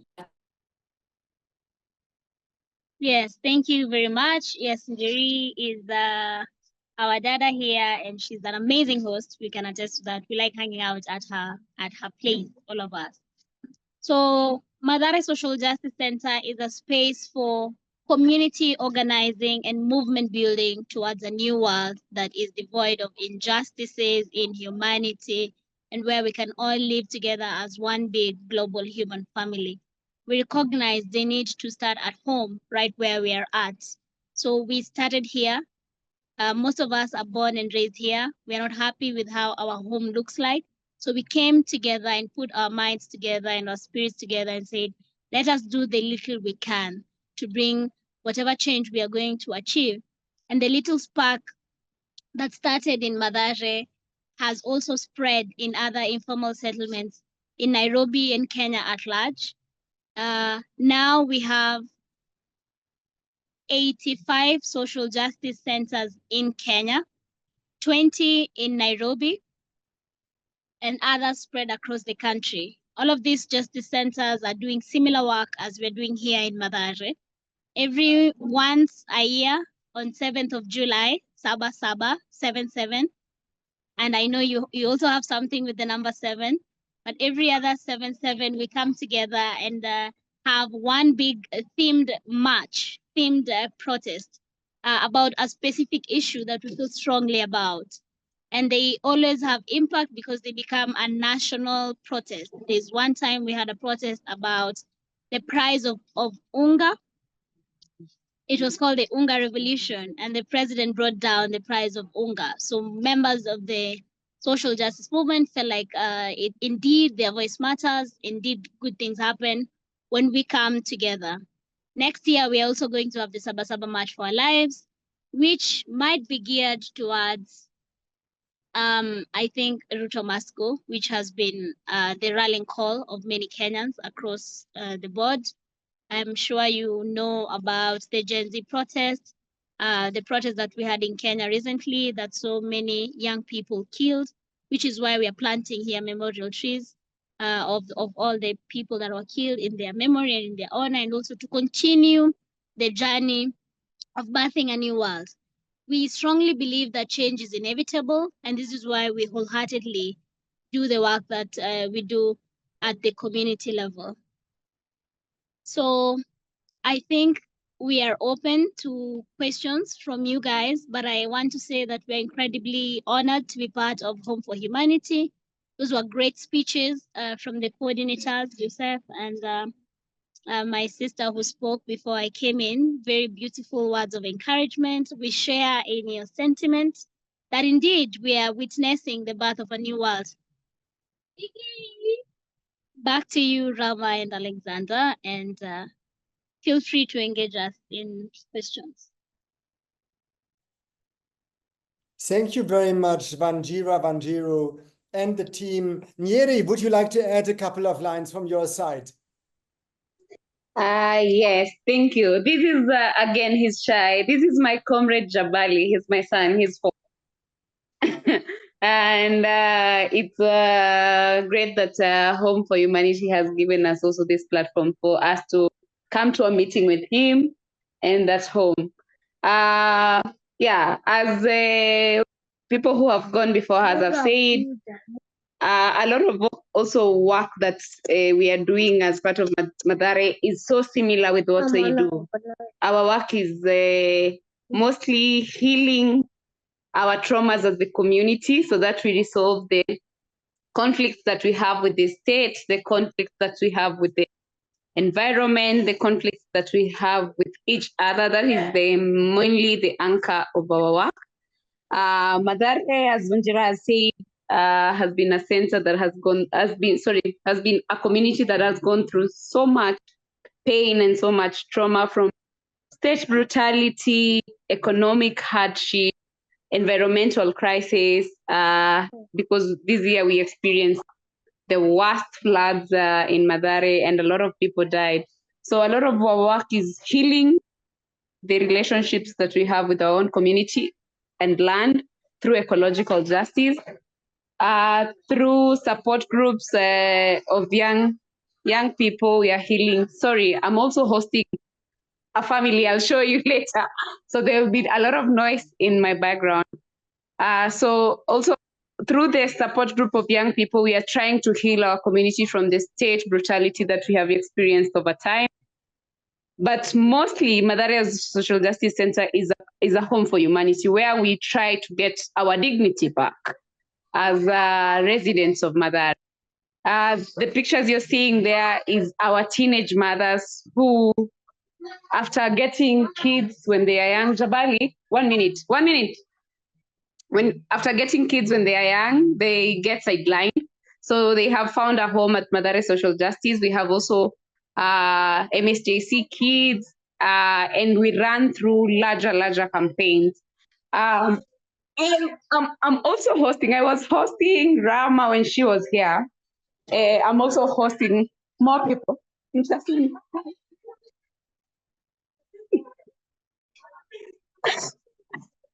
Yeah, I'm also hosting my family this week, so that's why there's a lot of background noise. Yeah, but it was beautiful. Rama and Alexander carry a lot of positive vibration, and it was a wonderful time. Our session with the women, we loved it. It was an opportunity for women to be women and explore their inner selves and what their wishes are. And for sure, after that, every woman knew that they have something that they carry, and it is very much possible to realize that as we are continuing to organize and exist in the world. So thank you so much, Home for Humanity, and we are really happy to be part of this big family. Thank you. Thank you so much, Jerry. This was just so powerful. And I think everyone could feel the vibrancy in both backgrounds that we see now on the screen. This was an extraordinary, powerful engagement that we had on the ground, crowned actually with the first ever Unity Park in Kenya, which we planted in the Wangari Maathai memorial park in memory of many of the victims of extrajudicial killings actually in Mathare.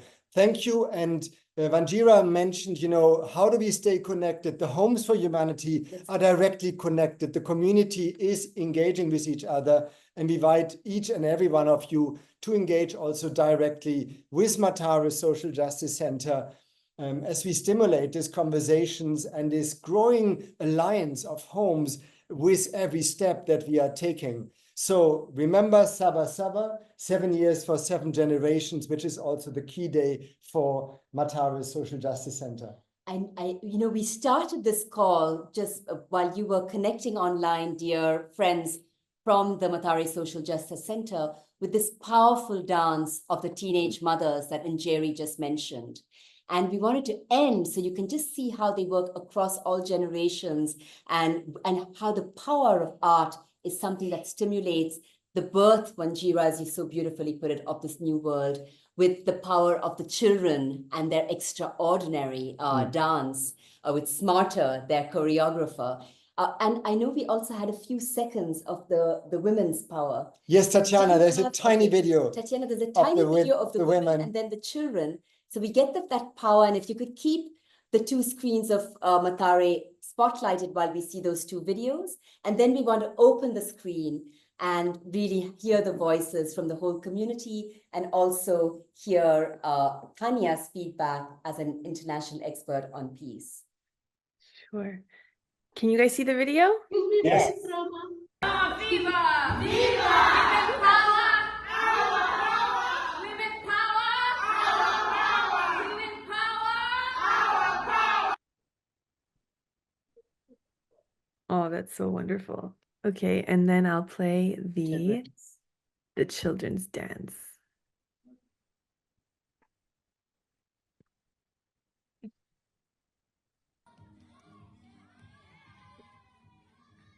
This is something.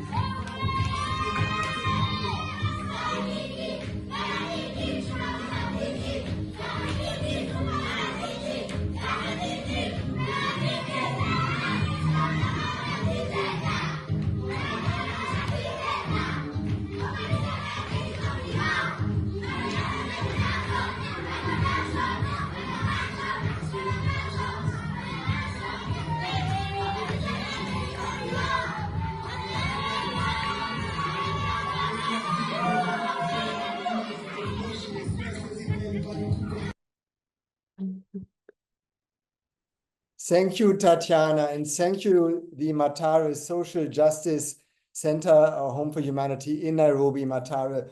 And with that, the floor is open. Yes. We know we overshot already a little bit in terms of time. It was such a rich time, but we want to first hear our host here in Kilifi, Dr. Thania Paffenholz. Thania, what did this call make to you? And while you're hearing Thania, please do put your comments, your feedback, your thoughts in the chat so we can save this for our future discussions. Dear Thania. Thank you very much. Yeah, first of all, I think I'm also very humbled to be part of this journey, be part of hearing all these wonderful experiences, because I think it is exactly what all of you were showing and representing. It's the change that all of us can do, the change within ourselves, the change of the connection between us and others, us and nature, and us now having new friends. And it's exciting for me also here in Kilifi at the coast to basically connect to so many others in Kenya and hear your stories, which I think, like Jean said, this is the change we need. The change to show it is the past was this, but the future is you. The future is young people, women, change makers, men and women communities to really show that the connectedness also Rama and Alexander stand for, bringing us all together, and showing those examples and to show it's possible. I've seen here also in Kilifi, we have so many problems, but there's mangrove planting initiatives. There's young people now talking to their parents, as you said also, some of you, and really the spirit of it's possible and showing it. And I think this is so powerful, that to show we are not only frustrated, because if we are frustrated, we are rightly frustrated, but the power of like, we don't accept, you stand for the change of, we can't accept the things that are wrong, but we can also do, and all of you have this wonderful, not only stories, but the action you do and the change you stand for. It's so powerful. And I'm really very excited to be part with all of you on this journey and see also where you're going next and how this can all be connected, because I think the connection to, I very much work on towards how we can create inclusive societies, and you show that this is so possible. Thank you so much that I can be part of this journey. Thank you. Truly, having this feedback from you, given your global experience of really the toughest peace processes from Sudan to Colombia to every part of the world, is so valuable that you're recognizing the uniqueness of each of the cases that we saw here.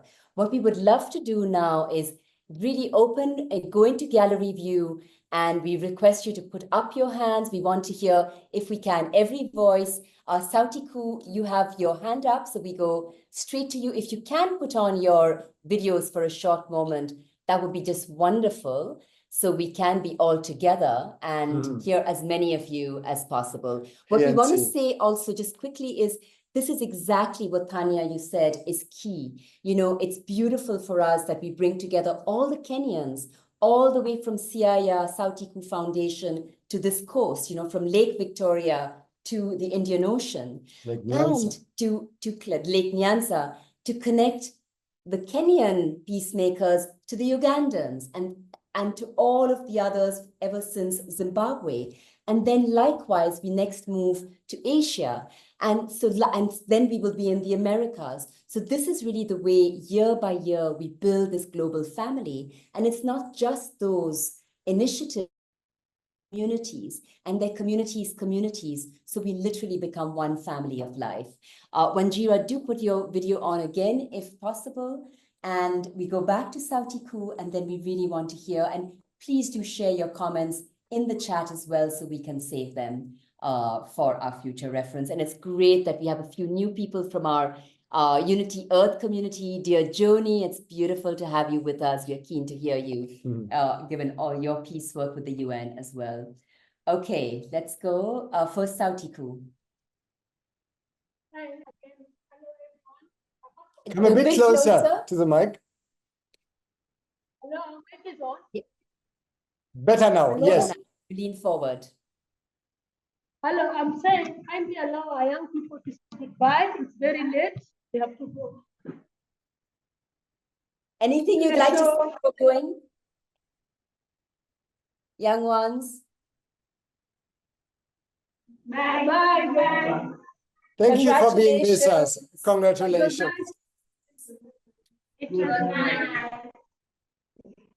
Thank you. Lala Salama. Asante sana. Thanks for being here. Great. Okay, so let's hear the first feedback. Who would it be? Cyril, would you like to go first?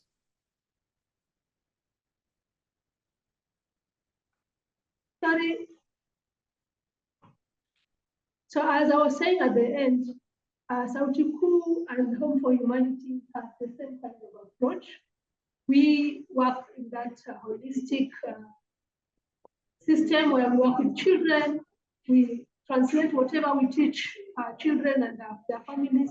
Then they go to their homes and use this knowledge to transfer it to them. We are healing the earth using organic farming. We are healing the earth, trying to save water, trying to ensure that people get clean water, trying to use as little as wood fuel as possible. So this chance to join the others working in the same space in Kenya is very, very good for us.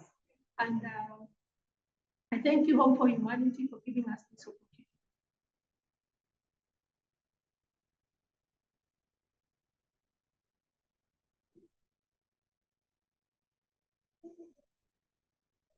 Alexander, you're in mute. Thank you, Vashuka. Thank you, Sautiku. Your powerful voices are heard. The mic is open and Aki's hand is open of Jonathan and Maysoon, Home for Humanity, London. Over to you. Actually, what that hand was hands clapping, just in appreciation for what Sautiku had added to our lives. It's just wonderful to hear these voices. And I just want to say that we're listening, Maysoon and I here, we're listening from London, and for some reason, the distance makes it even more powerful to hear the enthusiasm, to see the dance, to witness the statements made by people. Particularly, I enjoyed the theatre workers, the two theatre workers that we heard from. I can't remember even the name of the theatre troupe. Perhaps that could be put on the chat. So traveling theatre group. Wonderful. I mean, we witnessed on the news, we saw these extraordinary uprisings in Kenya. I mean, we were amazed at what was going on in Kenya and felt very strongly that the young people there were sounding a voice for young people everywhere in resistance to the corruption of the government that they had to deal with and the finance bill that they were protesting against. And to see and feel and hear the people that took part in that that protest and that rebellion has been extraordinary this evening. And thank you, Wanjiru and the group from Mathare Social Justice Centre.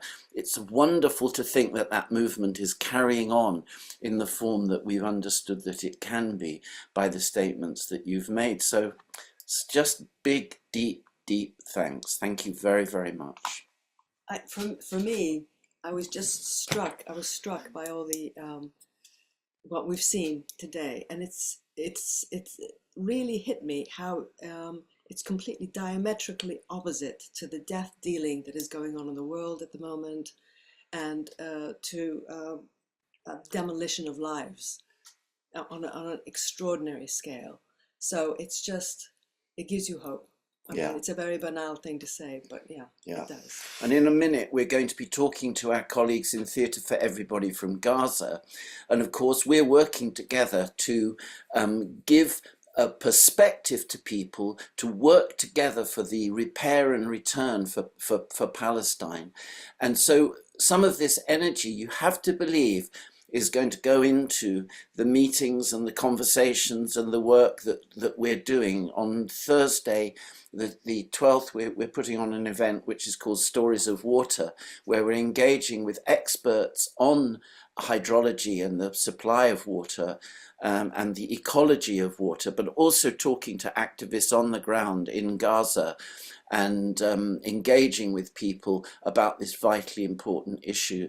So this energy is circular, it's spiral bound, it's on the upward, and we're just delighted. I'm delighted, I'm sure Maysoon is as well, delighted to be a part of it, and honoured, I think, absolutely honoured to be a part of it. So thank you so much, everybody, especially the young people. I mean, I know that the people from the Sautiku have gone now, but how wonderful to hear a 14-year-old and an 18-year-old speaking with such dignity and articulateness. It's just great. Thank you so much. Thank you, Jonathan. Thank you, Maysoon. And to echo that, also to say what we love about the Mathare Social Justice Centre, you enter and there's this huge mural for Congo, the Democratic Republic of Congo, and Wanjiru sent a message of solidarity to our refugees from Congo in Uganda who were with us on this call earlier. There is work. I got a beautiful bracelet from the woman who works with Anne, who works with the teenage mothers, which shows the solidarity between Kenya and Palestine. And it's this, that you're deeply working for your communities, each of you, and yet you're in solidarity with every part of the world that's suffering. And this is beautiful. So we have Joni and Juliet with us on the call for the first time. We would love to hear how this was for you. We are already part of the same family with Unity Earth and Holo Movement, but having you here is beautiful. So do share with us how this is for you. And then we will move on. And Cyril, it would be great to hear from you as well this time. It is such an honor to be here and to hear such extraordinary work. And as extraordinary as it is, it's also a sign that we're here. The world is ready. The world has the workers and the heart and the soul to transform into new ways. And I love the light that everyone is holding that has already spoken on this call. I love the light that you two are bringing throughout the world. I love that this is a sign that we are so ready to transform into a peaceful world, and that so many of us are walking this path, and we don't know each other. A couple of us have met before, but mostly we don't know each other. And here we are from everywhere, in one heart, in one soul, in one vision, in one caring and love. And I'm so deeply grateful to be here with each and every one of you. Thank you. Thank you, Joni, also for teasing out the possibility that we have here in this very moment to connect and to take this journey in a much stronger way forward in mutual support. Joni also representing part of the evolutionary leaders of which we are also part. So this is another very powerful web actually of paradigm shift. Juliet, would you want to come in, being here for the first time? Oh, thank you. It was really fantastic and such an honor, and amazing to see these beautiful women and youth and people just who have probably felt quite disempowered growing up in difficult situations, and really blossoming and realizing that their empowerment and stepping into beautiful roles. And what they're doing is just fantastic. And I was, just taken aback. It was just so inspiring and hopeful to hear all this. And thank you so much for your wonderful work. It's amazing that this is going on and connecting people all over the world who are in similar situations, coming together to help to heal bit by bit around the world, coming together to heal and make us all, help us to realize we're all one. Thank you. Very inspiring. So grateful to hear you. We are aware it's late, but we want to keep the floor open to see, is there anyone else who might wish to add their voice? And go ahead, Yael. Oops, we can't yet hear you. Still muted. Yes. Hello, everyone, in peace. And thank you so much, Rama and Alexander, for bringing us all together. And I add to all the voices that were said now as a response. This was fantastic. Can you hear me? Can you hear me? Okay.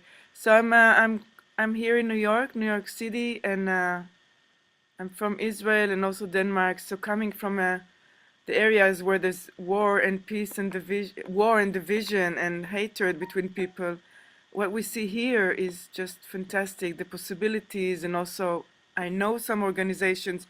I'm part of some peace activist organizations that put together Palestinians and Israelis and Jews all together, looking for solutions beyond the war solutions, beyond the nationalism, and just healing.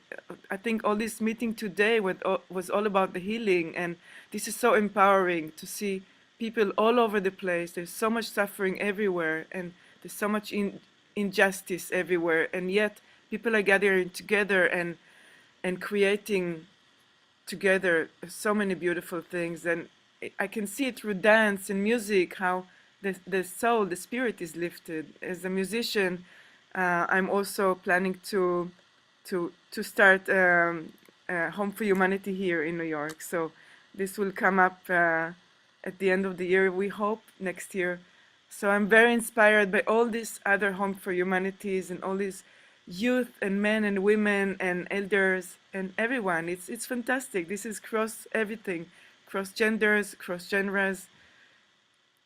I'm very honored to and very inspired by all of this. Thank you.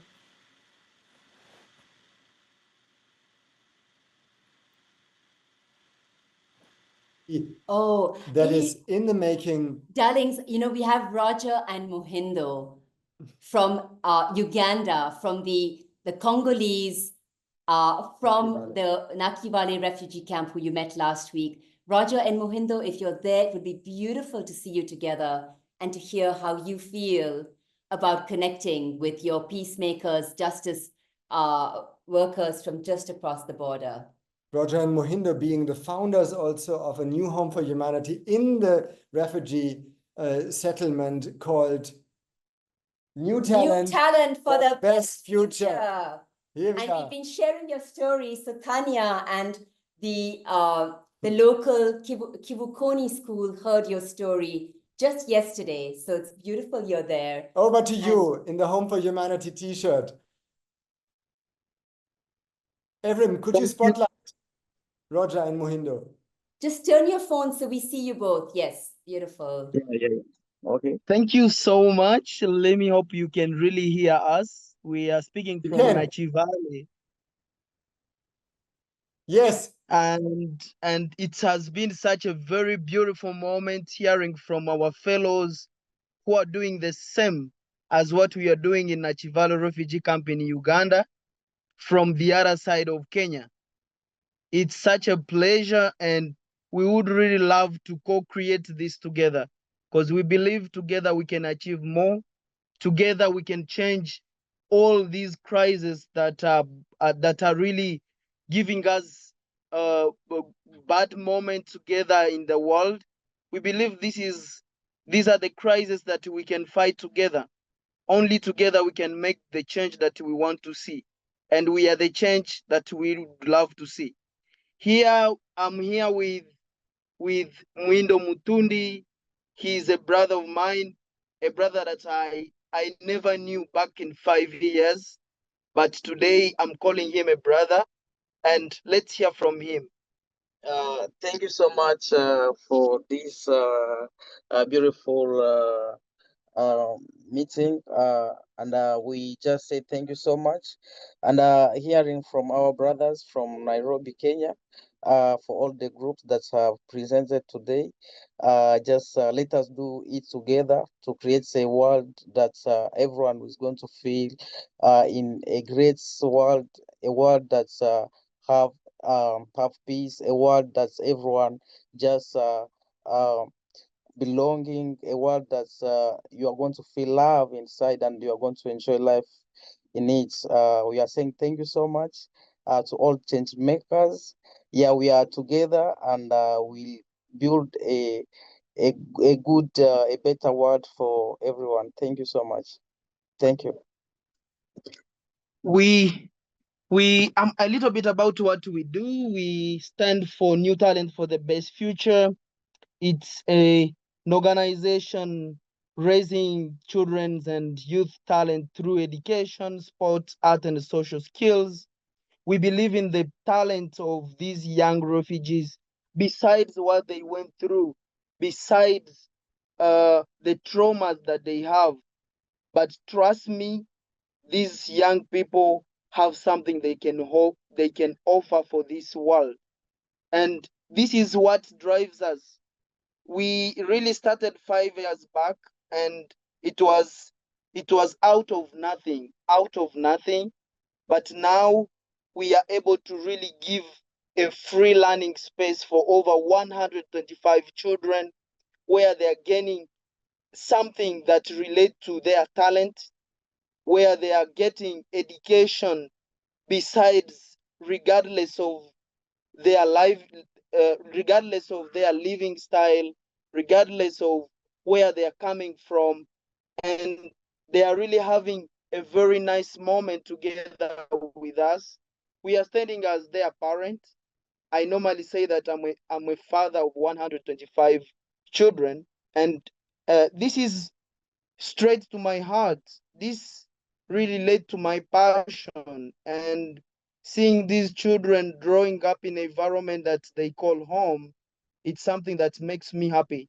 And meeting my brother together to co-create something that will benefit the whole community, it's something that really straight to our heart. And we believe that together as one home, and we have been recognized as a home for humanity, which is making it a step forward towards changing the lives of these children. So we believe that together we are going to make the change that we want to see in this vulnerable community. And of course, God will give us a way until we succeed. Thank you so much. Yeah, thank you so much. Thank you.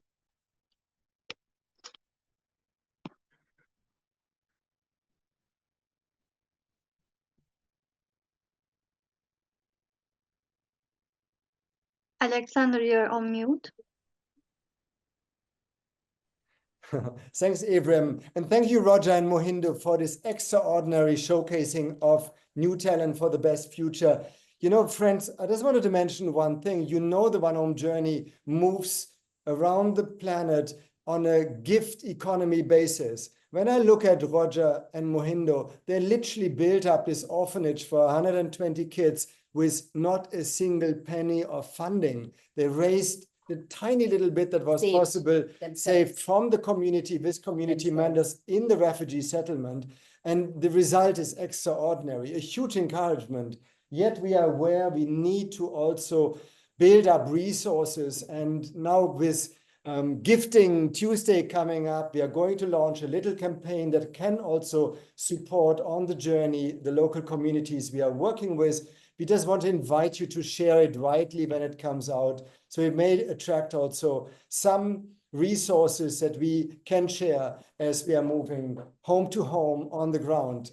And with this, also to mention, this was the culmination of the Africa season. We will have an Africa summit in about 2 weeks' time when we come to the International Day of Human Solidarity, December 20, and the solstice 2021. And we are going to send an invitation out very soon to really bring this extraordinary first season jointly to culmination before we then move to Asia. And we are knocking already on the door of the Indian Ocean, which is just outside here in Kilifi. So we're going to traverse the ocean and then hitting Sri Lanka, then India.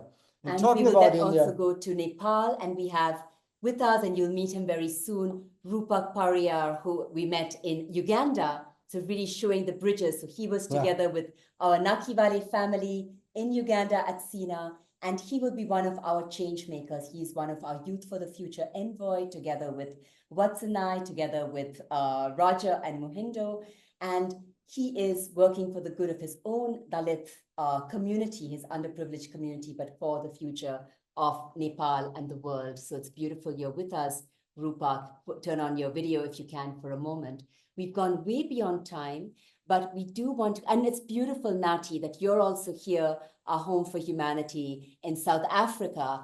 You've seen in Makers Valley, and we've seen how the theme of these unity parks is now spreading, how permaculture, both urban as well as rural, Sautiku today, as well as what Mathare is doing in the Mathare slums, making a unity, their Wangari Maathai Memorial Park into now a unity park, so we can honor those who've been killed by police, but also make that a livelihood for the young, which is just so beautiful. So real theme running through all of our Homes for Humanity. I see that my dear parents who have tried last time to speak in our Uganda call, who've been with us in every single call, are here. And it would be beautiful if we do give a last word to them. Wanjira, is there anything you would like to say? Because you've now met Roger and Mohindo, your brothers from the Congo. in the Nakiwali refugee camp, if you'd want to just blow kisses to them. Yes, I do. I was feeling so much love and solidarity, and sending them all my strength to my brothers in Uganda from Congo. I want you to know that we think about you a lot here in Mathare and the people of Congo. We empathize so much with the struggle that is going on in Congo and with what you have been through as our brother. I just want you to know that you have a home in Mathare anytime. And I know we shall meet when we come to Uganda. And you are officially our brothers. And we wish you all the best. Thank you, Manjira. That means so much. And so much for the Social Justice Center. Roger? That's really means a lot to us and to the whole community. Yeah, we appreciate that. Thank you so much for that. Yeah, we cannot wait to see you here in Uganda. It's beautiful to see the sister and brotherhood and familyhood growing across the planet, here from Africa. And as we are coming to our grandparents, the grandparents I'm just asking Cyril once more, just in case, Cyril, you want to say a word.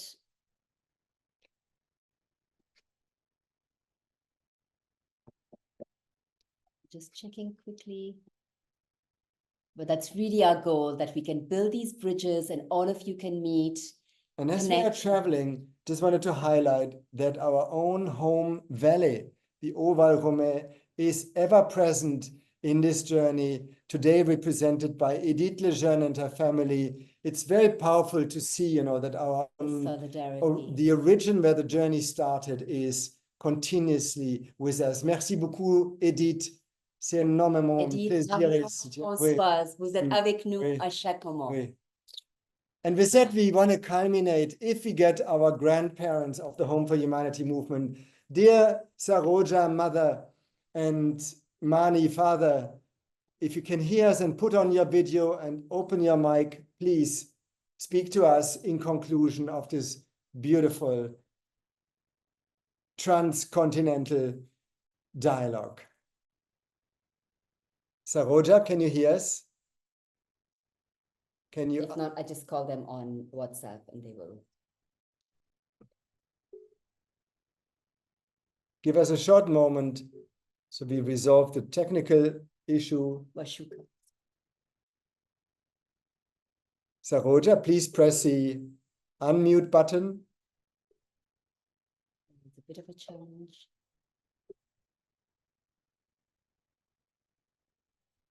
Okay, so just, yes, just a quick message from you. I just turned the phone around so everyone can see you. We've been meeting. Yeah. Just a quick word, Mummy. Quick word.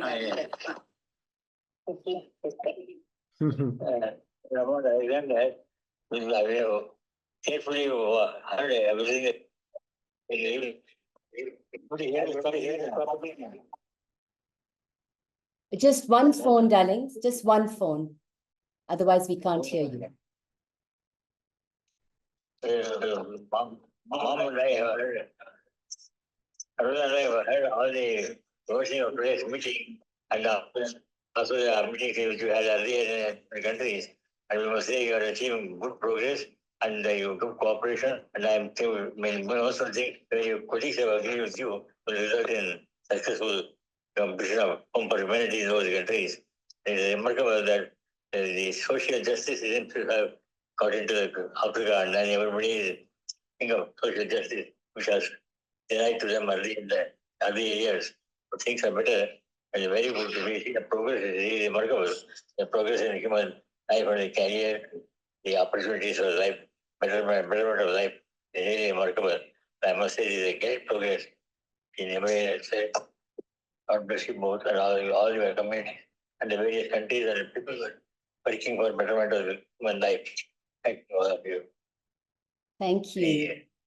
Thank you, dear Tata, our dear father, S.V. Mani, and Saroja, please, our mother, the concluding word. all these youngsters doing such excellent job. It's so beautiful, especially those youngsters and these refugees, how they have been looked after, how they are progressing. It's beautiful, amazing, and with them all the best of luck. And I'm sure they are going to do a lot to change the entire thing. Beautiful. Oh, we bless them. We bless all of you for your success. Thank you so much. This was Saroja, and as we Really, very happy to hear the type of work the people there are doing and with cooperation with each other. And the countries also, what do you call it, community and the brotherhood is really remarkable. Unlike in Asia, we have problems and problems. It's a really great progress, and the common good of all the people is very remarkable. Indeed. Thank you, our grandparents, for your words of encouragement. And perhaps you could hear at the end how our father also shared how much Asia has to learn from Africa. And in that very spirit, I'm friends, just checking once with Cyril. You've been with us till the end. If there is a word, I think you are narrowly younger than my father, but as our elder, who has worked for peace, justice, and development and women's empowerment all your life, if there's a word you would like to close us with, that would be wonderful. And if not, we will close this call if no one else wishes to take the floor. Thank you for all your sharings.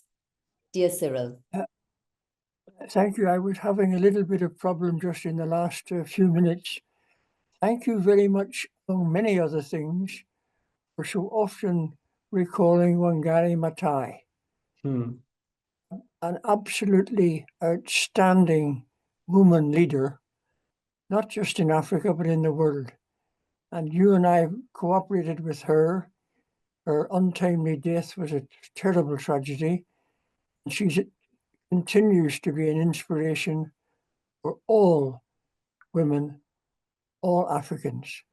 Keep her in our hearts forever. Thank you, Rama. Thank you, Alexander.